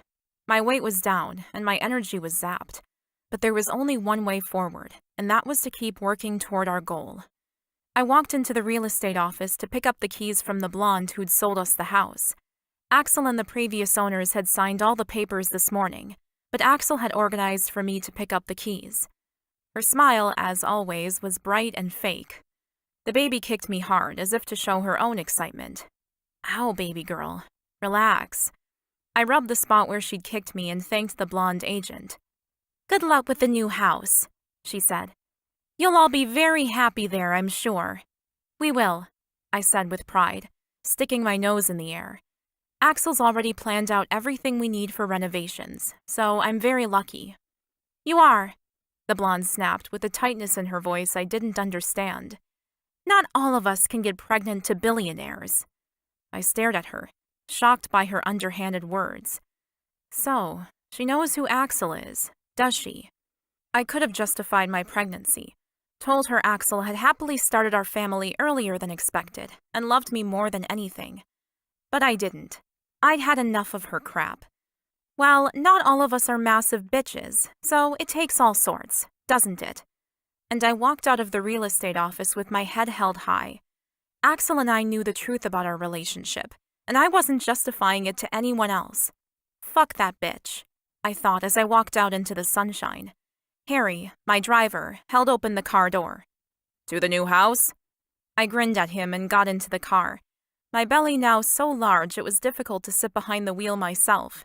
Yes, please, Harry. Thank you. He shut the door and we arrived at the new house within 5 minutes. I'd been there many times over the past month, but never as the owner. I eased myself out of the car and walked up the sidewalk, glancing around at the huge front yard and fence that would soon be torn down. So much work still to do, I mused. But we'd move in soon enough, hopefully within the month, and then the next chapter of our lives as a family would truly begin. And that was exactly what we did. Between Axel and me, we managed to get the house ready for move-in. We scheduled painters, had the kitchen gutted and remodeled, and all the furniture delivered. I didn't really like handing off the job of decorating the baby's room to anyone else, but with my blood pressure getting higher and my energy running low, I ended up finding a satisfying compromise. I located a decorator who hand-painted the baby's room and let me watch and chat, allowing me to be as much a part of it as possible. I still hadn't been able to sort things out with my mom, but it was becoming clear that I needed her, and I was sad she was missing all of this. Although my dad was always around, at the apartment or on the phone, I wanted my mom. The day we moved into the new house, I called her. "Chastity, hello," she greeted as she answered the phone. She didn't sound surprised to hear from me, but she didn't exactly sound excited either. "Hey, Mom, how are you doing?" "I'm fine," she said, but didn't ask about me or offer anything further. "That's great," I said. "Dad told me that you finished work up early to rest. How's that going?" Mom's blood pressure had been so high, her doctor put her on bed rest for a month. She was now well enough to go about her normal life if she was careful, but there was no returning to work. "It's tedious," Mom admitted, then sighed. "Did you take possession of the new house yet?" My mouth dropped open, shocked. Then I realized that she would know everything Dad did. "Yeah, we closed a month ago and it's finally ready to move in.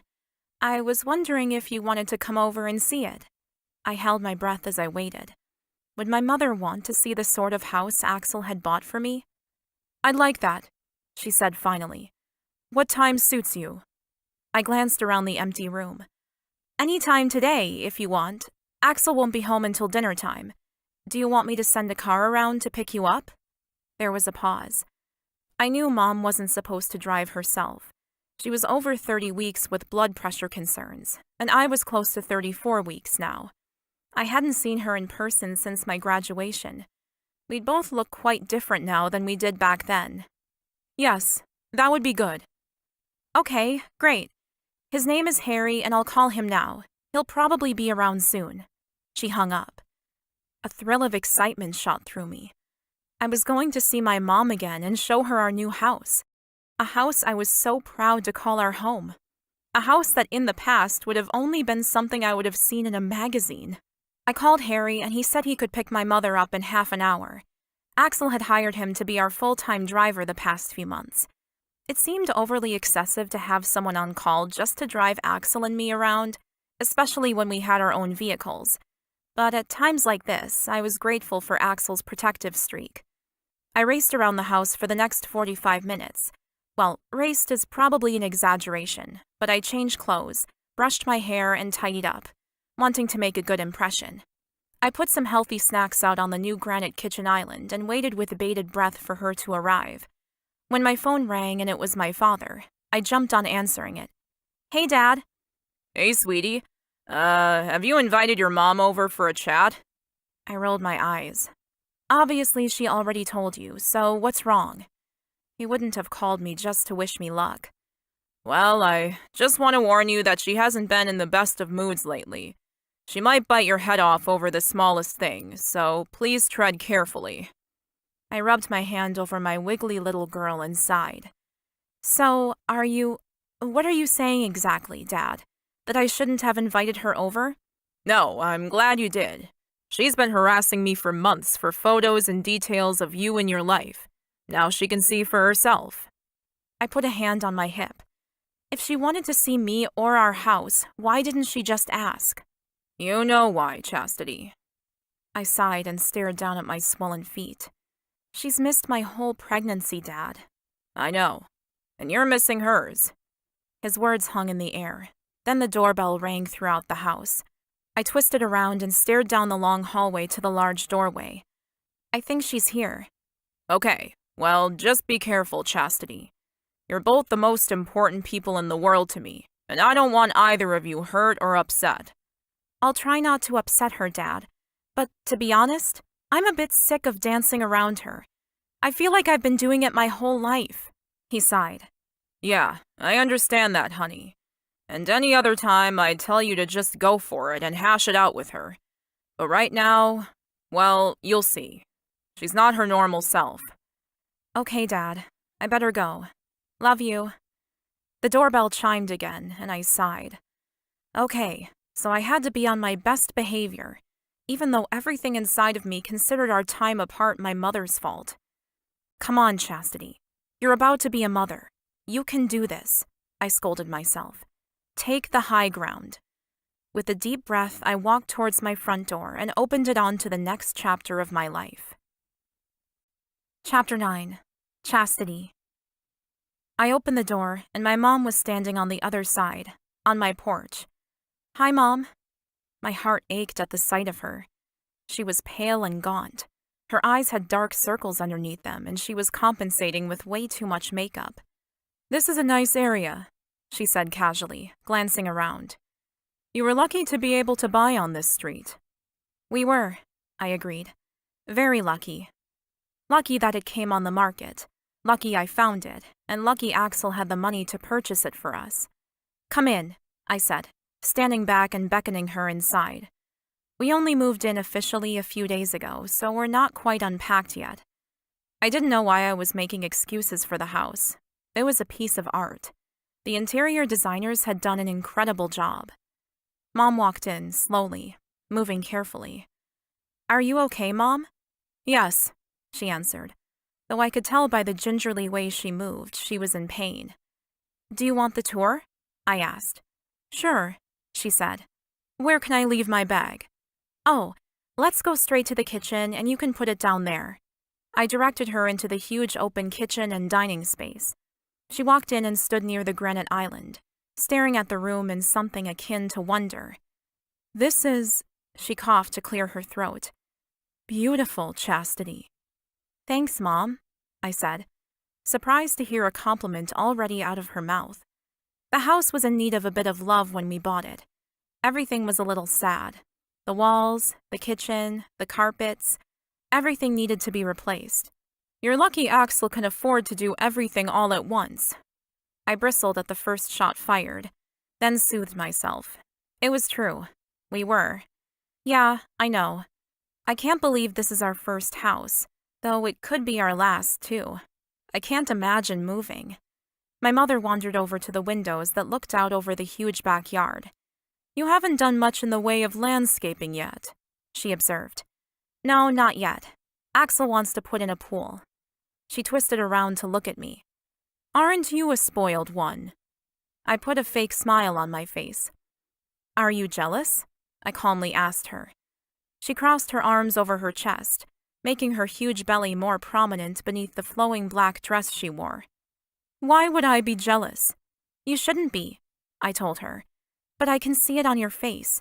So you tell me, Mom, why would you be jealous? I know you had it tough, but your life is great now. You have Dad and a new baby on the way. Why the bitterness? She turned away, facing out toward the backyard once more. When she didn't respond, I walked closer to her and reached out, but I didn't touch her. Too much had passed between us over the last 6 months, and I wasn't quite ready to just sweep it all under the rug. In fact, I thought we needed to put it on the table, once and for all. You need to tell me, Mom. What's the real problem here? Is it Axel? You hate him, I suppose, because he's rich and too old for me. She didn't even turn to look at me. She just rubbed her belly in slow circles. I don't hate Axel. I crossed my arms over my chest. Good. because he's wonderful to me and makes me very happy. My mother didn't say anything, so I pushed on. Okay, so it's not Axel. It must be that you still think I've ruined my life by getting pregnant. You feel that I've thrown away my future because I'm not continuing on to chiropractic school. She turned around to me slowly, and her eyes were red. I know you haven't ruined your future, Chastity. Axel will look after you no matter what happens between you. And that sort of financial security is something I never had raising you. I sighed and let my arms drop to my sides. I know that, Mom, but I didn't get pregnant on purpose, and I didn't choose Axel because he's rich. I know. Then what did I do wrong? I burst out. You've barely spoken to me for 6 months, and now that you're here, you still won't talk to me. Mom swayed on her feet. In a panic, I rushed forward, grabbing her arm. Are you okay? She nodded, but I could see the sweat on her brow. Quick, let's get you sitting down. I led my mother to the couch and made sure she was reclined with her feet up before I left her to get something to drink. What would you like? Cold water? Orange juice? Juice would be nice, she said, though her voice was barely loud enough to hear. I poured both of us a drink and rushed back to the couch. What's going on with you, Mom? I sat on the couch opposite her, wincing at the pinch in my hip and trying to find a comfortable spot for the baby and me. Lots of things are wrong with me, she sighed heavily. I'm 43 and having my second baby. The hospital staff treat me like I'm some sort of oddball because I dared to get pregnant naturally at my age. I grinned at her. Yeah, I suppose most of the women who get pregnant in their 40s do so through IVF. She nodded, then took a sip of her juice. I have high blood pressure, and they're pretty sure I'll get preeclampsia, which means they'll have to deliver the baby via C-section as soon as it gets too dangerous for the both of us. I gasped, my breath catching in my throat. How horrible. Oh, Mom, that's terrible. How are you feeling about that? I'm so sorry. I hate it, she confessed.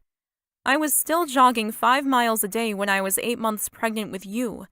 This one, though, she rubbed her belly thoughtfully. This one is taking everything I've got, plus some. But is the baby healthy? I asked. A question I often asked my dad, but wanted to hear it from her as well. Yes, the doctors are happy with the baby's progress. It's just my body that's struggling. I blinked quickly as hot tears filled my eyes. I'm so sorry, Mom. I didn't realize. I had no idea.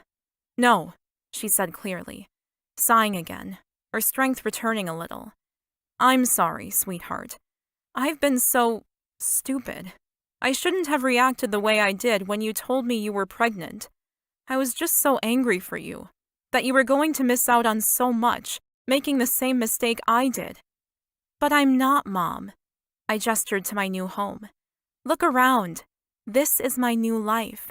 A man who loves me, a new house, and a baby girl who will hopefully be born in a month or so. I know this isn't what we planned, but it's what I want. My mother stared at me, then nodded slowly. It's not what we talked about, nor planned for you. But I can see how happy you are, sweetheart. And I'm sorry I couldn't be here to help you or share in your joys. I swallowed hard against the wave of emotion that rose in my throat, clogging my nose and making it difficult to talk. I didn't need your help, Mom. I just wanted you to be happy for me. Especially with my baby girl, I had to stop and swallow again, the tears getting the better of me now. I'm so happy I'm pregnant. I really am. She smiled, and this time I could make out some of the warmth in her eyes that I'd been hoping to see. I know, sweetheart. Having a daughter, especially when you have one like I did, is a wonderful thing. Thanks, Mom. I reached for a tissue and wiped my eyes. Do you know what you're having? She shook her head. No, we decided not to find out. I didn't bother bringing up what she'd said at dinner. All of it was in the past. It didn't matter anymore. What mattered was moving forward together as a family. So, are we okay? I mean, can we go back to being in each other's lives? I want you to come here, and I want to be able to see you. I want to go out shopping for baby things. All of that good stuff. She grinned this time, and it was a relief to see the brightness return to her eyes. Yes, I'd like that. Great, I said, clapping my hands. Are you hungry? I can make us something to eat. I groaned as I hauled myself to my feet. I'm not really hungry, she protested.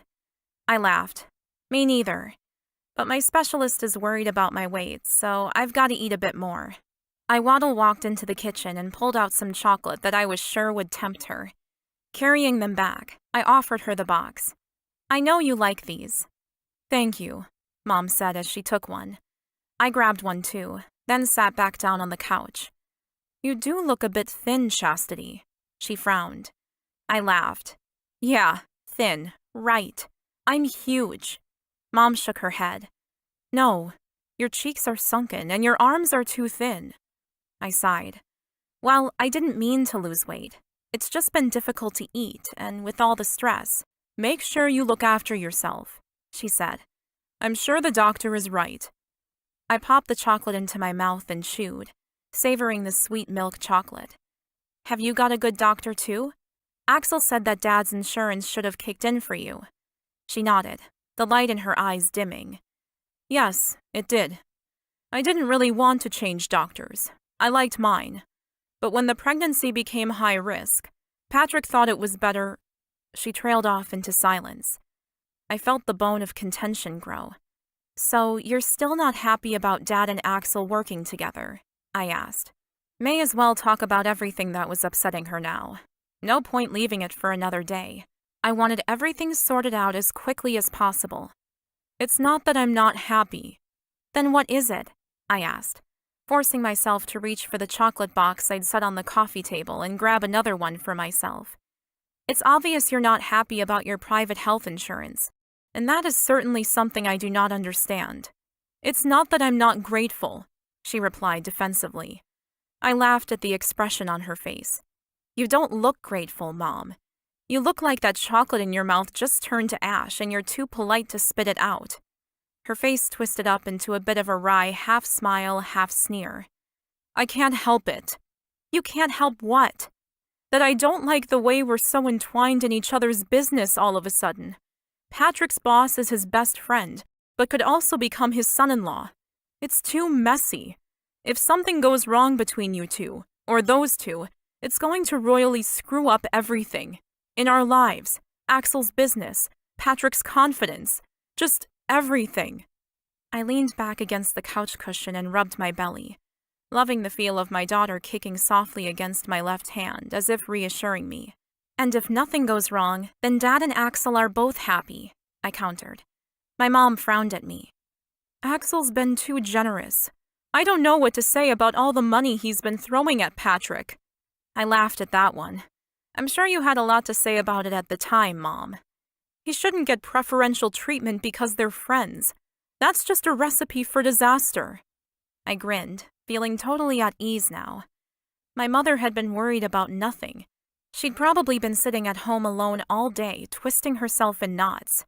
Mom, Axel told me that he offered Dad the exact amount he would pay any executive manager. The car, the insurance, it's all standard compensation. If it's a lot more than Dad used to make, then he was wasted in his former role. Mom was silent for a minute, then nodded. I told him the same thing about his old job. He worked far too hard for too little. I grabbed my phone and glanced up at her. Well, the guys won't be home for hours still. How about we order some takeout and watch a movie? Her eyes glistened with unshed tears. Then she nodded. Sounds like fun. What do you want to watch? I waggled my eyebrows at her. What about Father of the Bride Part 2? She laughed at me, thinking I was joking. But I wasn't. So we spent the rest of the afternoon eating popcorn and chocolate, watching movies, and catching up on the months we'd been apart. And when Axel eventually called to say he was going to be late, I didn't even mind, because Mom stayed with me. And that's when I knew she'd missed me too. Chapter 10. Axel. At 6 p.m., I texted Chastity to tell her I was going to be late and blamed work for needing to stay back. But when I couldn't concentrate for a single minute more, I went to the gym to work out instead. I was so furious at Pat I couldn't think straight. He'd advised against taking on a new pet project that I'd spent a month getting access to. He wanted me to throw all my work away and give up on this deal. No one had ever spoken to me the way he had, rejecting my idea and telling me it wasn't good enough to invest my time in. My initial reaction was an explosion of words, and I don't even remember what I said, but I think I might have threatened to fire him. Considering he was my best friend and future father-in-law, everything was far more complicated. Why did he have to challenge me the way he did? Did he want my company? Did he want us to fail? Did he want to just be a giant pain in my ass for no goddamn reason? I pumped iron until my arms shook and my chest heaved with the strain. Then I drove around the city until my temper calmed and I felt like it was safe to go home. When I got there, I sat outside my house for far too long in the car. Who am I going to talk to about this? I couldn't go to Chastity or Pat. Maybe Cheryl will listen? I dropped my head back against the headrest. Fucking hell.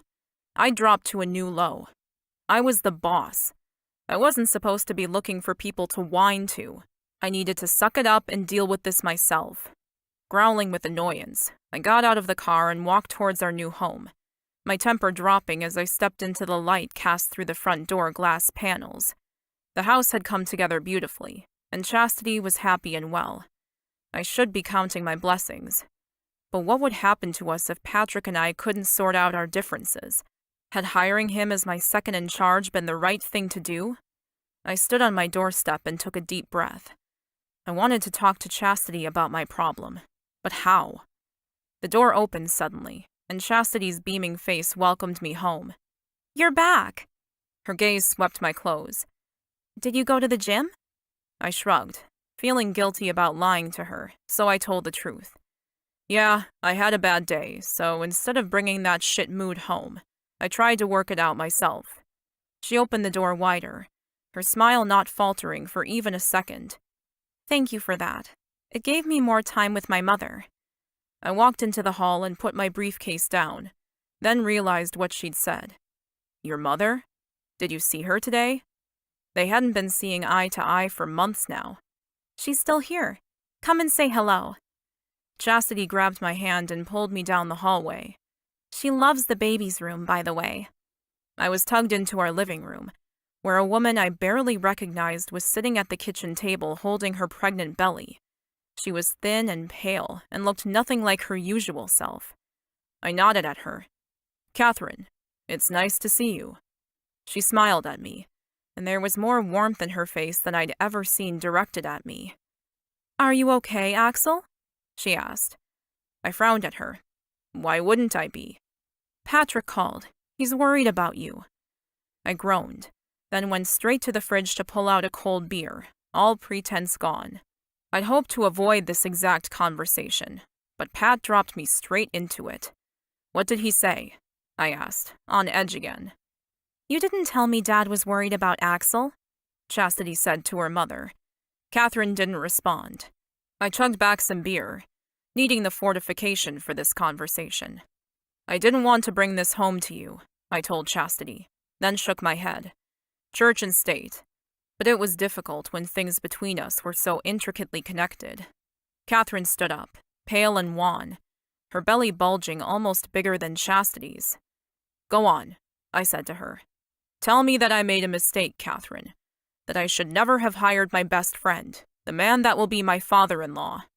I took another long chug of beer. "I fucked up." Catherine shook her head. "No, you didn't. You gave Patrick the job he needed. He's been bored for so many years. And you—" She stopped and swallowed. "You gave him the chance to do more. Be more." I ran a hand through my hair. So now she's on my side? And when I didn't necessarily even want her to be. "Catherine, that is generous of you. But it doesn't change the fact that Pat is trying to destroy the biggest deal I've ever made. He's making me second-guess everything I've worked so hard for." Catherine grinned at me and rubbed her belly. "And?" "What do you mean, and?" Surely she could see the problem with that. "I mean, he's your second in charge. He loves you more than anyone." I put both hands on the counter and stared down at the white marble. "What are you trying to say, Catherine?" "I'm saying that Patrick's intentions are only to support you, to be worth the money you pay him. If he's telling you to stop and look again, Maybe you should heed his warning." I glanced up and glared at her. "Seriously? You think he knows better than me what is good for my company?" Catherine's gaze was steady as she stared at me, looking remarkably like her daughter in that moment. "What reason would he have to want you to fail? Your company puts food on the table in our house and feeds his daughter too." She laughed a little to emphasize the point she thought I was dense. She turned towards Chastity. "It's time for me to go. Can you call your driver for me, sweetheart?" I hung my head, defeated but still angry. Maybe Catherine was right, and I needed to speak to my second in charge again. "No. Call Pat to come pick you up. He hasn't seen the house yet," I said, choking back my pig-headedness. "You want Dad to come to the house now?" Chastity asked, biting her lip as though worried. I nodded. "Yes. Tell him to come in if he wants to talk. If he doesn't, he can still pick your mom up." "Okay, sure." Catherine turned away to use her cell phone. Chastity crept up next to me. "Are you okay?" she asked, putting her hand on my arm. I nodded. "Yeah, I think so. Things at work have just been intense lately. I'd been going after things too hard. Again. That was becoming clear by the headache building behind my eyes. Chasing those bigger fish that Cheryl had talked about. But with Chastity at home waiting for me every night, I had to leave earlier than I should. I had to get more done on weekends, or stay up through the night while Chastity slept. It wasn't easy to balance everything. The company, a partner, family. I shook myself and turned towards my beautiful woman, putting my hands around her belly. "How's our baby today? Has she been giving you grief again?" Chastity slid her hands over mine, moving them to where the baby was kicking. "She's fine. Just getting too big for me to carry her around like this." "Not long now," I said, leaning forward to kiss Chastity on the lips. There was another reason I'd been pushing so hard. I wanted everything tied up and settled before the baby was born. Chastity would need me at home, with her, and I wanted to be that support for her. I wanted to be everything she wanted. But currently, I had no idea how I was going to do it all. It all felt beyond my reach, but I was no quitter. "I need a shower," I said, feeling hot and bothered. I was still covered in dried sweat from the gym and felt tacky. Catherine walked back over to us, her hand pressed to her back. "Patrick said he'll come over and pick me up. He'll be about 20 minutes. "Perfect timing for me to have a shower then." I kissed Chastity once more, taking courage and patience from her lips. "I'll be back soon." I walked into our bedroom and shut the door, feeling tired to my very bones. Maybe it was time for a rejuvenating vacation, somewhere warm, with no internet access. Does such a place exist? What did Chastity call a vacation at this point? A baby moon? One last holiday before our lives changed forever. I pulled off my t-shirt and workout sweats, going straight into the newly renovated bathroom. It was clean and bright, and the shower was big enough for Chastity and me to have sex against multiple walls. It was by far one of my favorite places inside the house. The backyard was next, a pool for leisure and exercise. I stepped beneath the hot spray and sighed at the sensation, wishing the water could wash away all my worries. Had it been the wrong choice to pursue this deal? Was Pat right? It hadn't felt like it today when we'd been discussing it. I'd wanted to throttle him for second-guessing me, for calling me a fool. I'd regretted hiring him at that moment, and had immediately worried what Chastity would think of me for firing her father. It would have ruined so many relationships. Pat's and mine, and perhaps Chastity's and mine. I wasn't sure having him work with me was worth the benefits, risks, or the stress. I just didn't know anymore. After wallowing in how pathetic I was for a few minutes, I scrubbed myself clean, washed my hair, and even shaved. May as well face the future well-groomed. When I stepped into the bedroom with a towel wrapped around my waist, Chastity was there, sitting on the bed with the door shut. I ran my fingers through my still damp hair. "Why do I feel like I'm about to be told off?" She shook her head. "Oh no, this isn't that at all. I came in to tell you I support you and love you no matter what, okay?" I pulled the towel off my body, quickly dried my hair, then threw it towards the laundry basket. When I walked towards the closet, I couldn't help but notice the way Chastity's gaze swept over my body. Even in moments of high stress, I loved the connection we shared. "What do you mean, sweetheart?" I grabbed a shirt and a comfortable pair of jeans, then pulled the jeans on. "I mean, you seem to be more worried about the relationships involved in this than the work. I think you're right. You need to separate the two if you can." I put my arms through the sleeves of my shirt, then began to button it up. "I don't know if I can, sweetheart. If I want to fire your father, what's that going to do to our relationship? There was a reason Pat and I never worked together before, and that was because I was concerned I'd lose his friendship. Now we're so much more intertwined than a simple friendship could ever be. He was our baby's grandfather, among other things."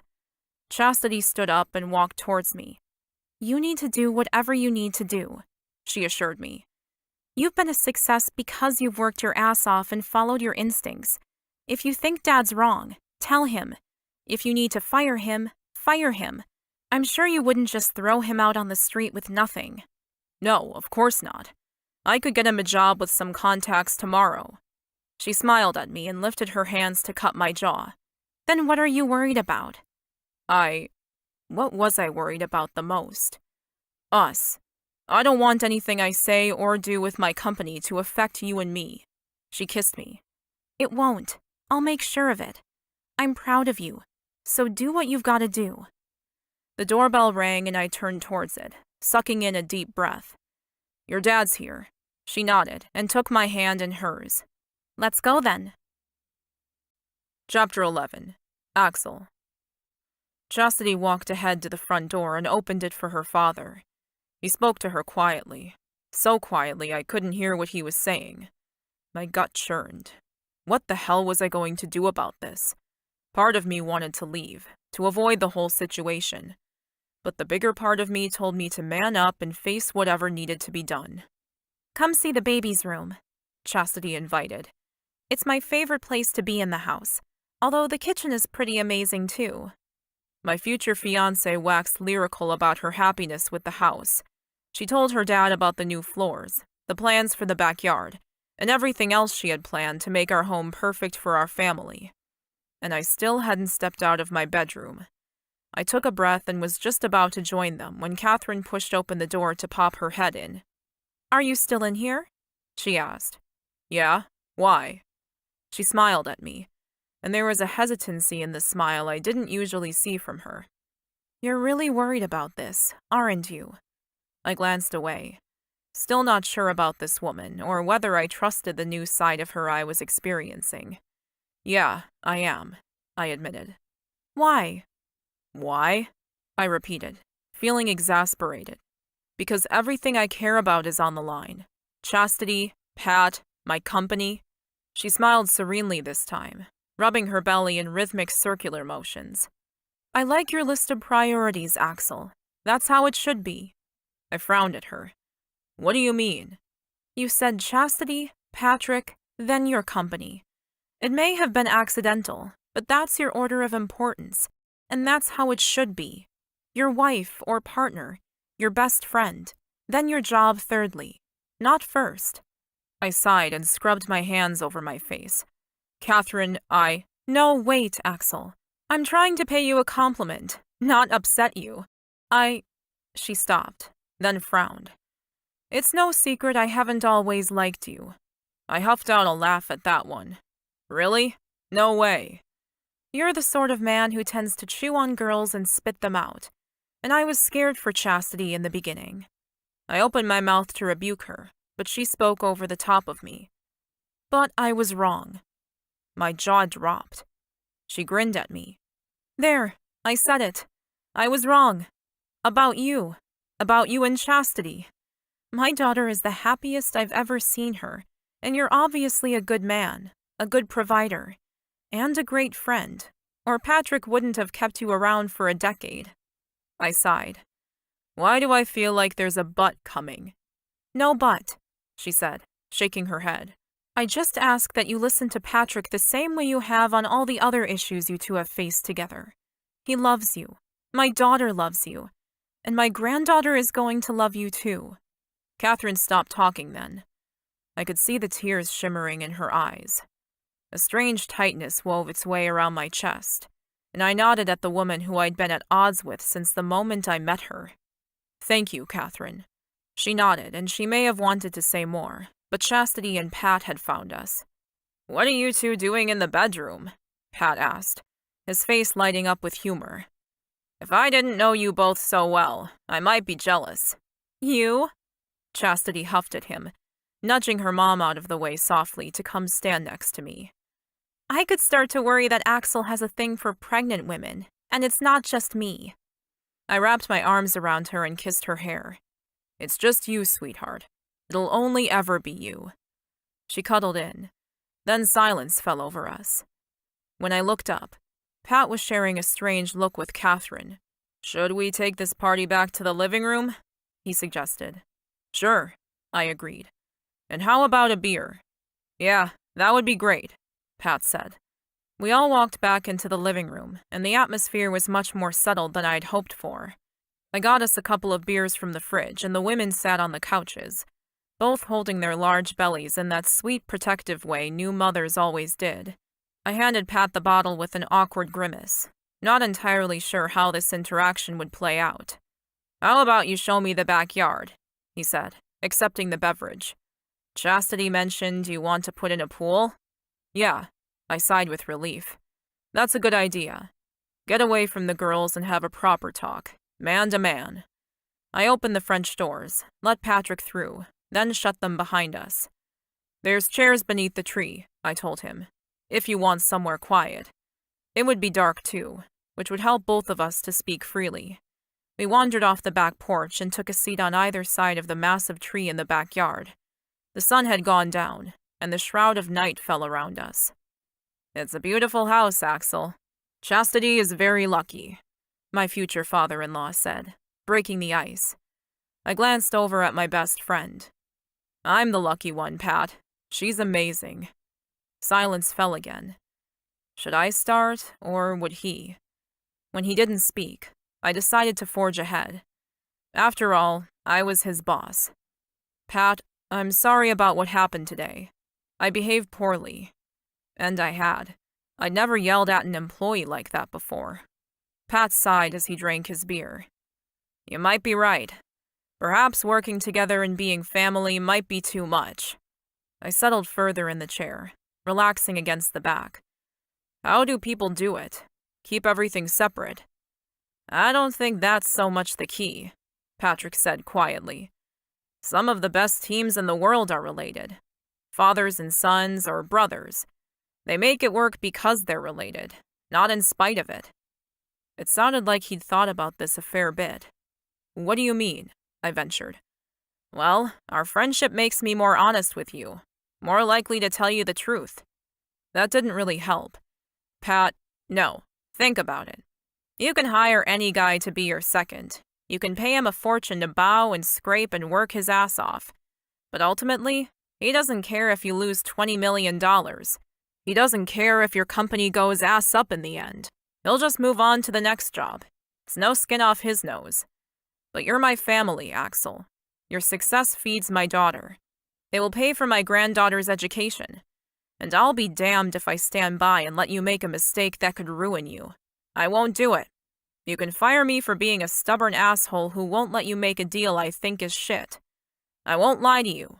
I won't give in or feed your ego. I won't do it, Axel. I swallowed hard and set the beer bottle on the grass next to the chair. I opened my mouth to speak, then swallowed and shut my mouth again. Is he right? Would Taylor have stuck her neck out and risked the chopping block when I'd yelled that I wanted the deal? Probably not. But Pat had, and would continue to do so. I groaned. Do you really think it's that bad a deal? Hell yes, I do. I ran the numbers. Let me show you tomorrow. If I'm wrong, you can fire me. I turned toward him. I don't want to fire you, but I'm not sure I can stop myself from yelling at you if you go up against me like that again. I'd been so angry. I'd treated my friend like shit, and I hated myself for the things I'd said. Pat chuckled. Yeah? And? I don't want it to be like that between us. yelling and screaming, feeling, what? Angry? He prompted. Yes. I hated feeling so out of control. He laughed. Bud, you're my best friend. I don't care if you yell and scream or throw a damn chair at me. I'm gonna tell you straight up what I think. It's up to you if you want someone kissing your ass or covering it, because I'm only here to do one of those things. I stood up and reached my hand out to my friend in a gesture of goodwill. So you'll keep working for me? Pat put his hand in mine. I pulled him to his feet. Yes, but only if you can handle me giving you the truth, because I'm not gonna lie to you, Axel. Not for any amount of money. Pulling him in close, I hugged him hard. You're a good friend, Pat. And you're a great boss, Axel. But you need to learn to take advice. We turned and walked back towards the house. Yeah, I do. And I could probably use a little more. I stepped up onto the porch and glanced inside. Chastity was laughing, chatting away happily with her mom. The light made her hair glow, and her skin looked luminescent. Tell me what you need, Pat said, standing next to me on the porch. Shoulder to shoulder, he was my brother in arms. I need to slow down, but I don't know how. I hired the terrifying trio to take my workload down a notch, then got you to take the rest of the stress. But Cheryl started funneling these new projects to me, and I saw the potential for growth, and... You can't stop, Axel. You're a workaholic. I've always said it. I punched my friend in the shoulder. Shut up. I said I needed your help, not your shit. Pat chuckled loudly. Look, you need a straight-up vacation, friend. It's obvious. You're about to have a baby, and you're killing yourself for what? Another 1,000,000 or 10? Take Chastity away to Hawaii or something. Get some well-deserved rest. I promise you, your empire will still be here and standing strong when you get back. I scrubbed my hands over my face for the second time that night. Fuck, Pat. How have you done this for so many years? Managed a kid and work. And the truth was, he'd done more than that. He'd stayed healthy and fit, found time to date women, as well as climb the corporate ladder. He laughed. I didn't manage an entire company the way you do, but yeah, it's fucking hard, man. He reached for the handle and opened the door. Now, you tell Chastity you're going to take her for a vacation, and I'll convince Cheryl to back off for a few years until my granddaughter is old enough. He opened the door. That's when we heard a pained moan and a shout. Dad, quick! We bolted inside, and Chastity was standing over her mother, where Catherine was leaning over on her side, clutching at her belly. Something's wrong, Catherine cried. Pat, the baby. I'm calling an ambulance, I said aloud, jumping into action.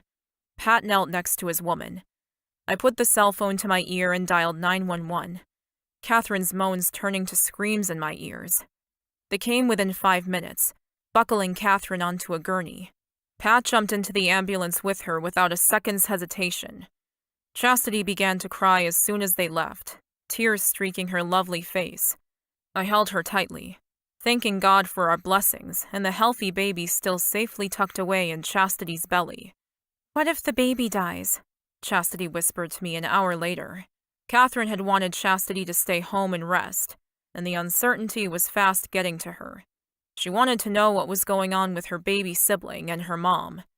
Patrick had promised to call as soon as he had news, but if Catherine was taken into surgery, I knew Chastity would want to go to the hospital as soon as possible. So we waited on the couch, having not moved from where we'd collapsed after they left, our anxiety filling the room. Don't talk like that, I told her. They'll call soon. You'll see. When my cell phone rang, we both jumped. It was Patrick's name on the screen. I reached for it and answered as calmly as I could manage. Pat, talk to me. Is everything okay? Chapter 12. Chastity. My heart was thundering in my chest as I stared at the cell phone. It was Dad. Oh, please have news on Mom, I whispered. Axel continued talking to my dad. I signaled to him that I wanted to hear too. Hey, let me put you on speaker, Pat. Then he pressed the button and held the cell phone out in front of him so I could be a part of the conversation. Is everything okay? He prompted. How's Mom? How's the baby? I called out over the top of him, digging my nails into Axel's arm where I sat on the couch, pressed into his side. They're okay for the moment, Dad assured us. I exhaled, relief flowing over me in a massive wave. Oh, thank God. I reached for the phone and took it out of Axel's hand. What happened, Dad? It was false labor, they think. The baby isn't doing so well, and Katie has preeclampsia, which we already knew was going to be a risk. But as Katie's only 30 weeks, they're going to try and keep the baby in there as long as possible. My hand flew up to my mouth. What does that mean? Is she home? Hopefully she was already in bed with a book or curled up watching a movie. No. They're going to keep her here at the hospital, on forced bed rest. They'll try and keep her hydrated, monitor the baby, as well as Katie's blood pressure. If anything happens or she gets worse, well... Well, what? I demanded, standing up so I could move around and use up my anxious energy. What are they going to do? I'd read a little on preeclampsia, and it was supposedly terrible for the baby and the mother. They said they'll do an emergency C-section and get the baby out, my father said hastily. He sounded stressed, and judging by the situation, he had every right to be. My eyes filled with tears. But she's only 30 weeks. The baby would only weigh 1.5 to maybe 2 pounds at this stage. He or she would have a tough road ahead if the delivery was this early. Yeah, but your mom's strong. And thanks to the health care Axel gave us when I took the job, the hospital said they can keep her in and look after her until she delivers, whether that's tomorrow or in 2 months' time. I looked toward my beautiful man and gave him a grateful smile. Then I suppose Axel's job did come in handy, Dad. I leaned down and kissed my man where he still sat on the couch. He'd made sure my parents were taken care of, even if they hadn't always seen eye to eye. Axel shrugged, ever the modest one. Dad chuckled softly. It's come in more than handy, sweetheart. We bought a new house a month back, thanks to this job. I can finally give your mom the family home she's always wanted. So yeah, I owe Axel more than he knows. Which, by the way, friend, if you're still listening, is more proof of why I'd never lie to you or mislead you. I would never have been able to afford the house we wanted on my old salary, and my old health insurance would never have covered Katie's condition. So thank you. Axel stared at me, obviously overwhelmed by the compliment. I shoved the phone at him. Say something, I whispered. Axel coughed to clear his throat. Yeah, of course. No problem, Pat. Take whatever time off you need to. No need, Dad said. I have to go home and pack a bag for Katie. Then I'm on my own until they call me. I'll go crazy waiting at home, and Katie doesn't want me in the hospital 24/7 anyway. So I'll see you tomorrow. I'd rather keep myself busy than be pacing aimlessly, waiting for a phone call. Axel coughed again. Send Catherine our best wishes, Pat. I'm sure everything's going to be okay. Yeah, me too. Anyway, I better go. I've got to get Katie her hospital bag. Lucky she's already packed it. I'll see you tomorrow. Dad hung up, and I collapsed back on the couch next to Axel. He ran his hand over our baby bump protectively. I cupped our baby too. We're so lucky, Axel. I know I've complained about being sick and exhausted and the size of a whale, but Mom is really unwell, and the baby could die. Preeclampsia can be really serious if it isn't managed properly. But it is being managed, Axel said, though he continued to press his hands to my belly. Though you're right. We are lucky, sweetheart. Lucky to have each other, and lucky for this little miracle. He bent his head and kissed my bump, then stood up. God, what a day. I think I'm ready for an early night. I glanced across the room at the wall clock.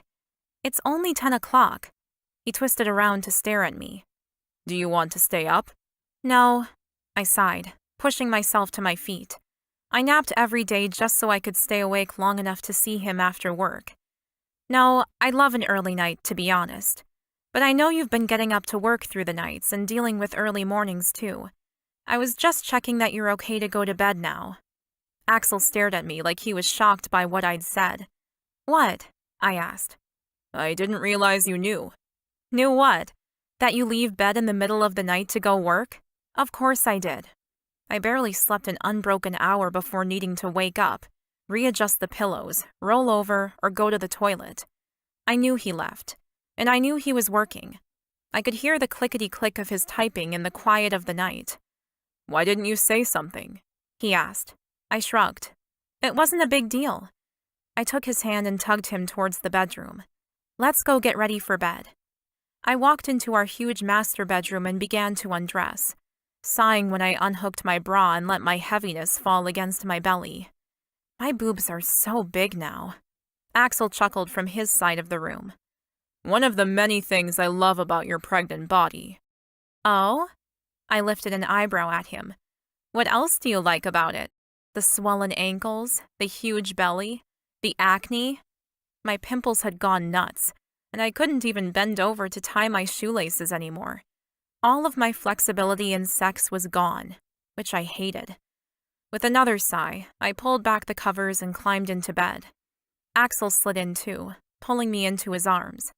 "I love your huge belly," he whispered into my ear, running his hand over the distended flesh. "And I'd take you right this minute if you'd let me. You're as sexy as ever, and none of my attraction for you has abated." He thrust against me to make his point. I closed my eyes, a small smile tugging at my lips. "I love you."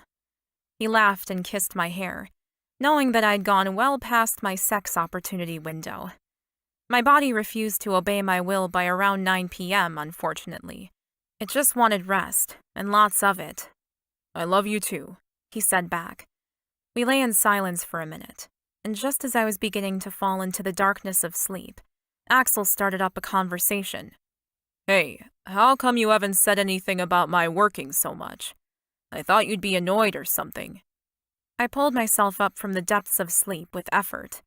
I had to focus, because Axel's tone told me he needed to talk, but I couldn't open my eyes. "I'm not annoyed. How could I be?" I asked him with a soft laugh. "You bought this incredible house for us, and you provide for 100 other families as well, like my parents." When I realized that Axel had been deliberately hiding the amount of work he did, I'd felt terrible. He shouldn't have to pretend he had balance in his life when he didn't. He had to work a stupid number of hours to be the success he was, and I was proud of him. When he didn't say anything, I continued. "I'm sorry I made you feel like you had to hide your work." I ran my hand over his fingers where he gripped my hip. "I'm so proud of you and your success. And I'm sorry I was such a bitch about it all those months ago. I was selfish to think that I could have all your time when so many people count on you."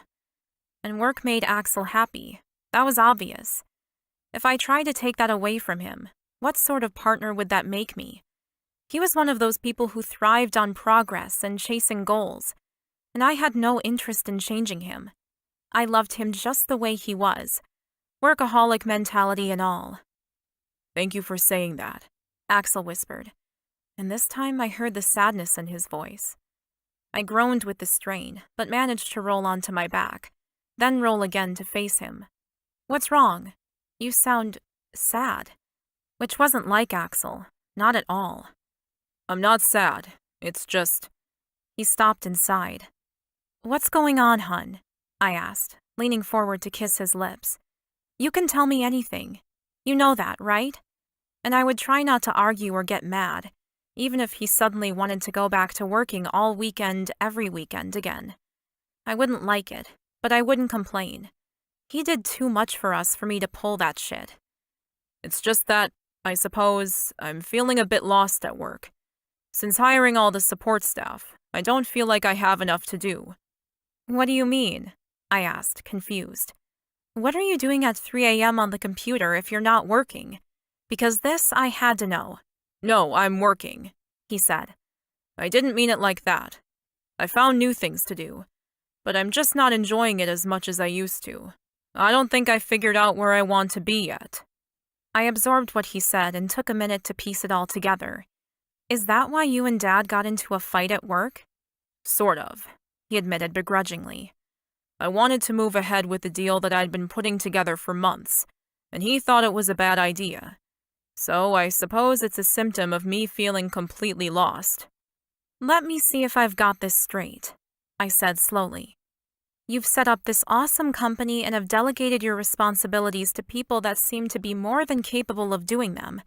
But now you're not sure what to do with yourself? He sighed. Kind of. Yeah. I don't know. Maybe it's time for a vacation.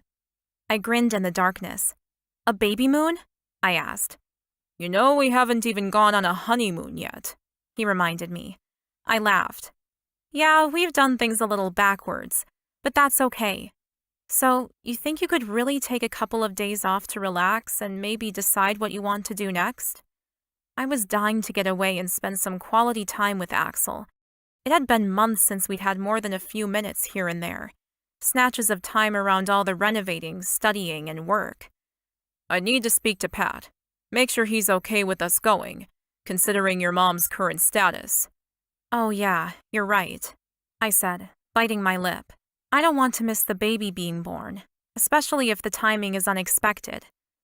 We could stay local, or at least within a few hours travel time, if it'd make you feel better. Cancun, maybe? Axel suggested. Then if they need us, we could fly straight back. I gasped aloud. Really? You think I'm bikini ready? He reached over and cupped my face. Absolutely. You always have been.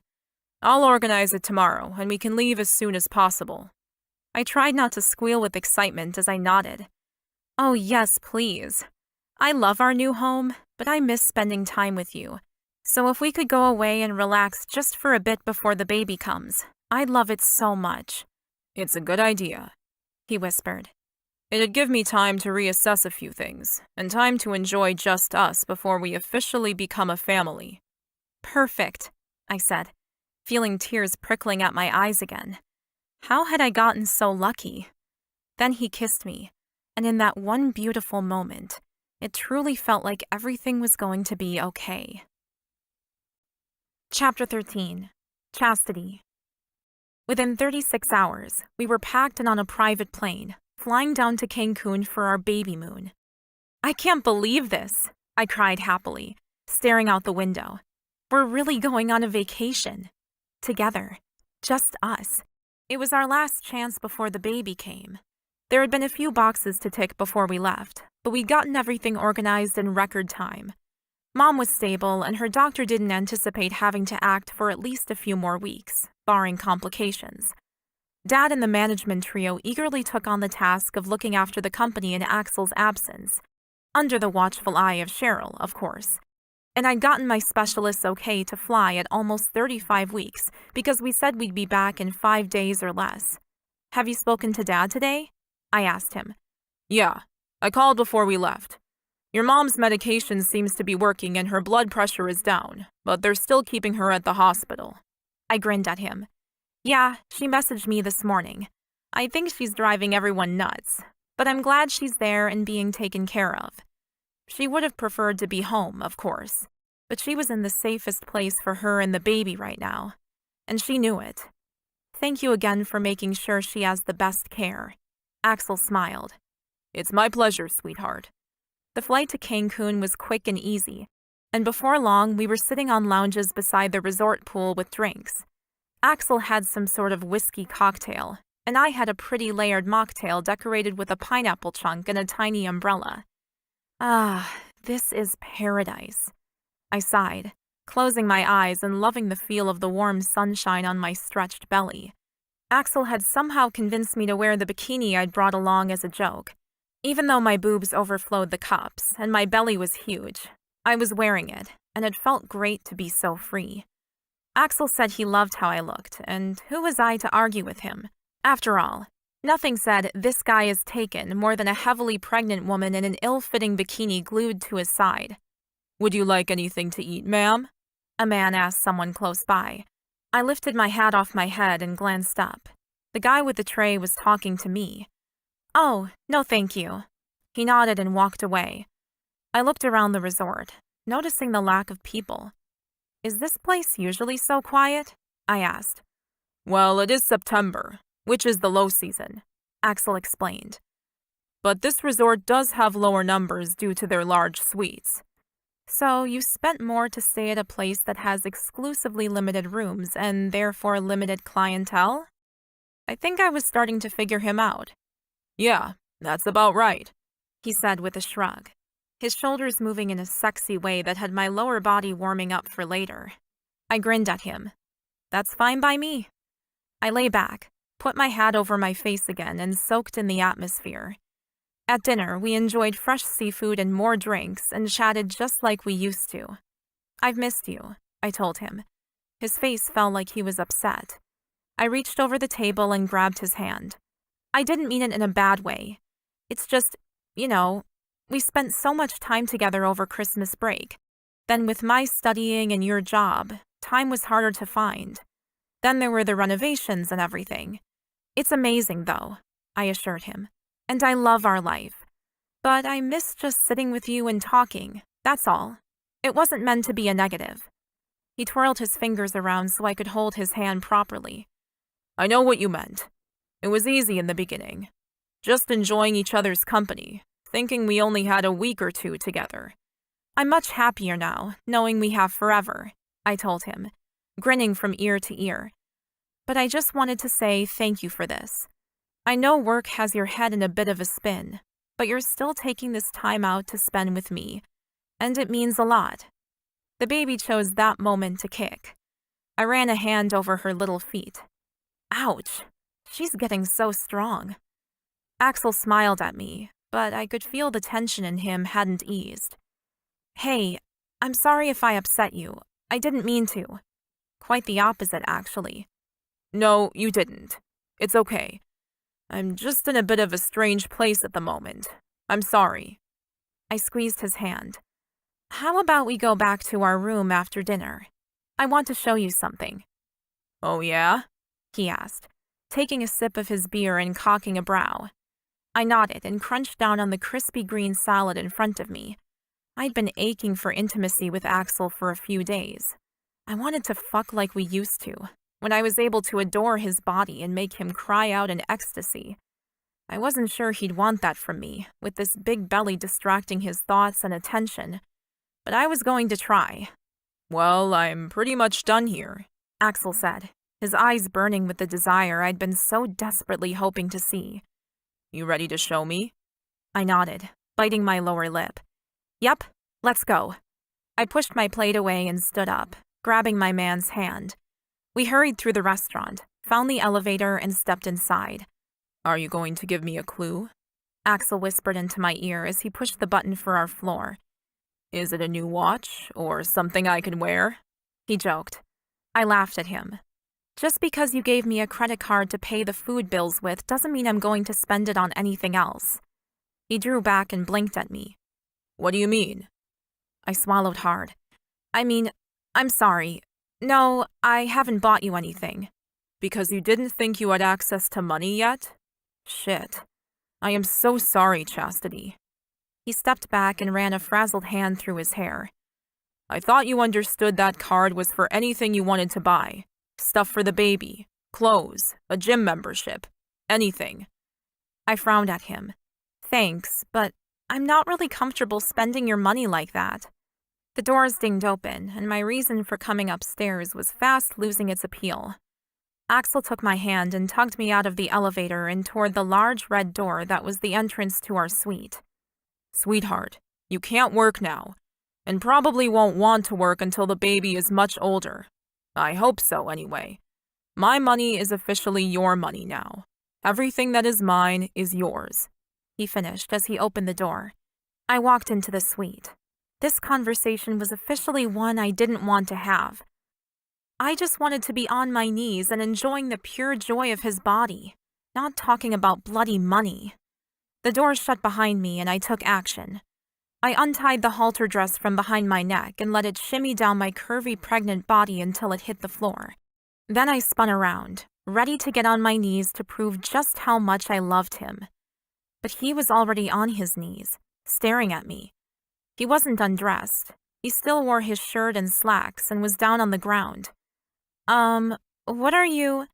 He pulled a small black box out of his pants pocket and held it in his hand. Chastity, I love you more than anything in this world. I swallowed hard, wanting to cover up my nakedness, but feeling like that would destroy the atmosphere he was trying to create. I love you too, I whispered, stepping closer. Was he really doing what I thought he was doing? No one has ever loved me, or challenged me, or made me smile the way you do. You're the most beautiful person, inside and out, he said as he opened the ring box. I gasped, covering my mouth with my hand. Oh my God, Axel.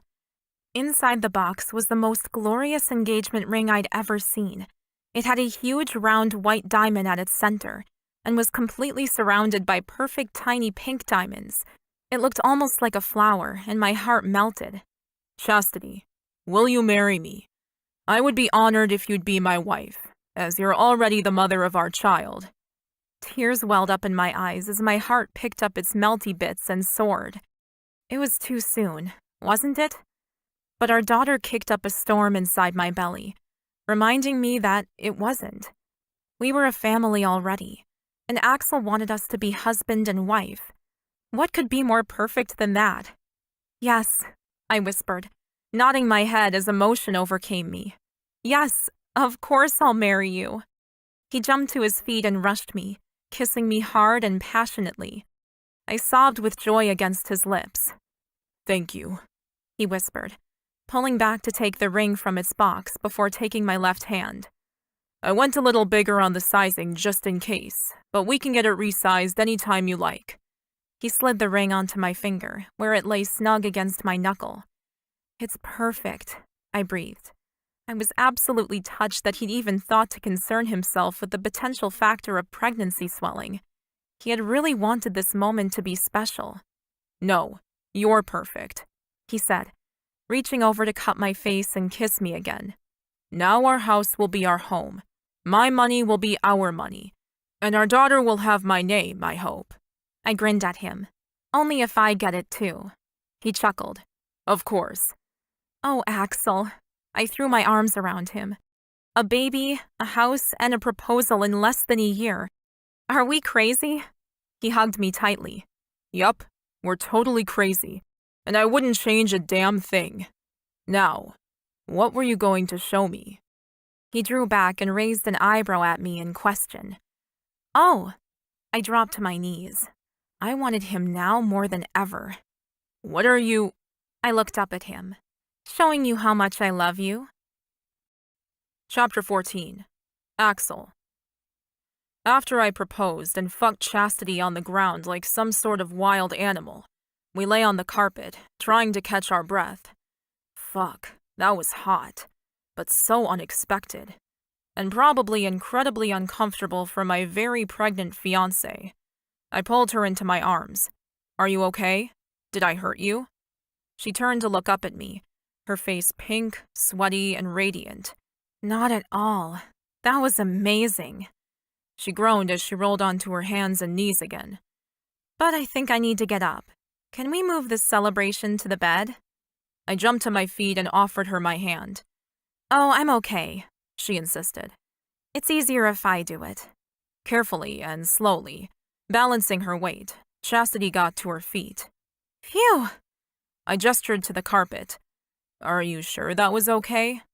I was feeling guilty as hell about our passionate romp, even though I was pretty sure she'd been the one to instigate it all. The details were a little fuzzy now, to be honest. That orgasm was insane. She laughed. Are you kidding me? I was the one on my knees, too impatient to get to bed. So thank you for ignoring the whole pregnant belly thing and just, you know. She faded off. It was my turn to laugh. What? You're thanking me for just fucking you? I grabbed her and kissed her. The pleasure was all mine. She giggled as she walked towards the bedroom. I'm just going to pee, then I'll meet you in bed. Okay, sweetheart. I was so tempted to use the energy buzz currently pumping through my bloodstream for something else. A gym session? Work, maybe? But this was a vacation, and I was trying to learn how to relax. I heard the toilet flush, so I grabbed some bottles of water and headed toward the bed. You want me to put a movie on? I asked, grabbing the remote and pointing it towards the huge smart TV opposite the bed. Sure, she said, flopping onto the California King mattress. But don't expect me to stay awake for it. That orgasm was awesome. It was so strong it destroyed me. I can barely keep my eyes open. She crawled up the bed and put her head on the fluffy white pillows. She looked like a goddess lying amongst the blankets. A rounded, heavily pregnant, glowing goddess. "Damn, you're beautiful," I said, sitting on the mattress and running my hand over her ass and up the curve of her spine, simply admiring her. I love you," she answered. "Can we call everyone in the morning and tell them?" "Tell everyone? Oh, right. You mean about us being engaged? Absolutely." I crawled over and lay down facing her, then swept her long hair off her face. "We could steal off to Vegas and get married this week, if you want." Her eyes opened slowly, though they were unfocused. "You want to be married to me that badly?" she murmured. "Yes," I said honestly. "The sooner the better." I'd wanted to propose for months, but I'd wanted her to be happy and in a good place mentally before I popped the question. Her eyes closed as she sighed. "I love that. Thank you. But I'd really want my parents there for such a once-in-a-lifetime occasion." I kissed her cheek. "Okay, beautiful. Just sleep." "Are you going to work?" she whispered. "No, I'll just lay here," I said. I'm jumping out of my skin with excitement, though. Chastity was going to be my wife. I'd never felt better. "Okay, but I don't mind. You do whatever you've got to do. I do need to sleep, though. I'm sorry." I glanced down at her and kissed her again. "Sleep, beautiful. No apologies necessary." And she did. She was snoring softly within moments. I grinned to myself. There was nothing like a strong orgasm to knock you out and guarantee a good night's sleep. Usually I'd be right alongside her, ready to pass out from the bliss. But tonight, I was jumping. I felt pumped.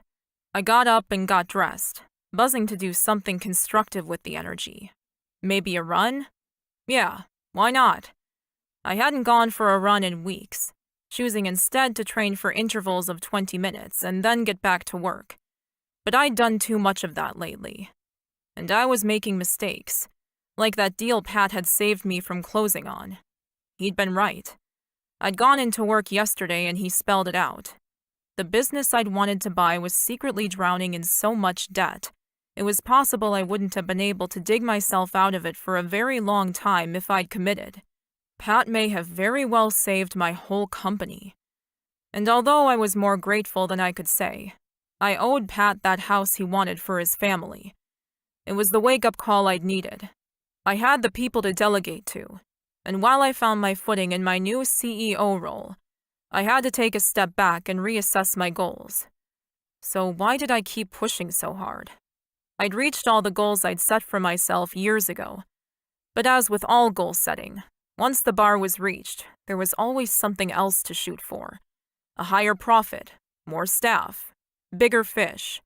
But was that something I still wanted to chase now that I had Chastity?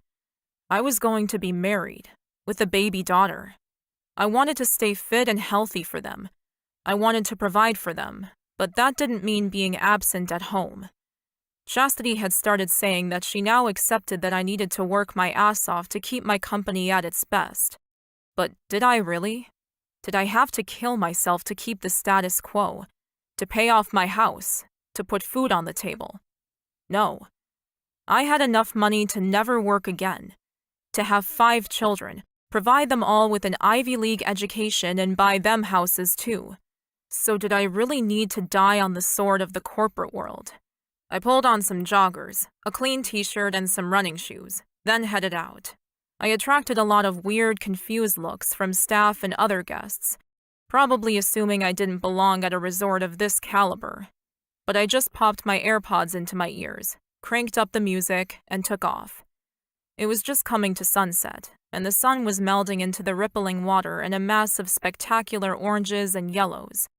Jogging over the brush and onto the beach, I hit my stride and took off down the beach while some techno instrumental played in my ears. Why do I work the way I do? I wondered. I'd always put it down to a simple drive to succeed. It was a desire to earn money and dominate, to excel at what I was good at. But was it really that? Could I walk away tomorrow? Sell the company, pay any debts owing, and invest what was left? I certainly had the assets to do it. But would that make me happy? Would Chastity be content with me just being around the house all day?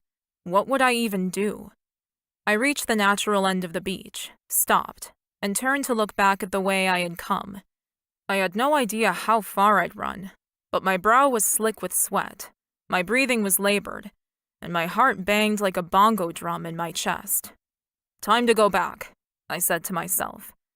My legs didn't want to move, but I pushed them to start going again, and once I found my rhythm on the wet sand, it was easy to follow my footprints back to the hotel. I'd run much further than I'd realized, so I took a moment and simply sat on the beach, staring up at the moon. So beautiful. Pulling my phone from my pocket, I checked it. Chastity hadn't messaged or called. Good. Hopefully she was still fast asleep and resting that gorgeous body of hers. I rested back on my hands, digging them into the sand, and took a few deep breaths. Could I get rid of all my current responsibilities and live day to day without work? Would I find a hobby? Or a renovation project, maybe? Was that something that interested me? What about mentoring another young business person? Or trading on the stock market? I groaned at the possibilities rolling around in my head. I loved my job and my company. I didn't want to sell it or stop working. Not now, anyway. Maybe once the baby arrived, I'd feel different. But at the moment, it just felt like everything was more difficult and was no longer giving me the same satisfaction it once did, before I'd hired help. Maybe I needed to back off on the big acquisitions and just manage, work more closely with Pat. He had great instincts, but I still didn't know what I really wanted. What I needed was to talk to Chastity. She seemed to have a better insight into business and life than even I did sometimes. How? I had no clue. Maybe it was the advantage of youth? Either way, right now, I wanted to be with my girl. My fiancé. I got up and brushed the sand from my pants. This had been a good idea to come down to Cancun. To rest, relax, and reassess. Chastity had come here with the goal to enjoy her last few weeks as a woman before she became a mother, which, luckily for me, gave me a lot of opportunity to spoil her. I went back to the hotel, up to our suite, and had a long shower in the main bathroom, avoiding the ensuite so I didn't wake her. The place we'd gotten was a 3-bedroom suite. None of the 1-bedrooms were available when I'd booked, and they tended to be too small anyway. When I was clean, dry, and finally tired, I crept back into our bedroom. Chastity was still soundly asleep. I stood in the doorway, wondering if it was best that I go to another room. The last thing I wanted to do on our baby moon was to disturb her. That's not what she needed. I turned towards the other bedrooms. "Hey, are you coming to sleep now?" Chastity called out. I twisted back to see her smiling face. "Are you sure you're okay with me sleeping here? I don't want to disturb you." She flicked back the covers. "Are you kidding me? This bed is huge. Jump in." I walked across the room, my feet sinking into the plush carpet. "Plus, you just proposed, remember?" she said, rolling over to present her ass to me. "I think that requires at least a few cuddles to celebrate." I chuckled as I snuggled up behind her, pressing myself into her warmth. "I think so too." "I love you," she said, pushing her ass back at me. "I love you too," I whispered, sliding my hand around her waist to cup her belly. "Both of you."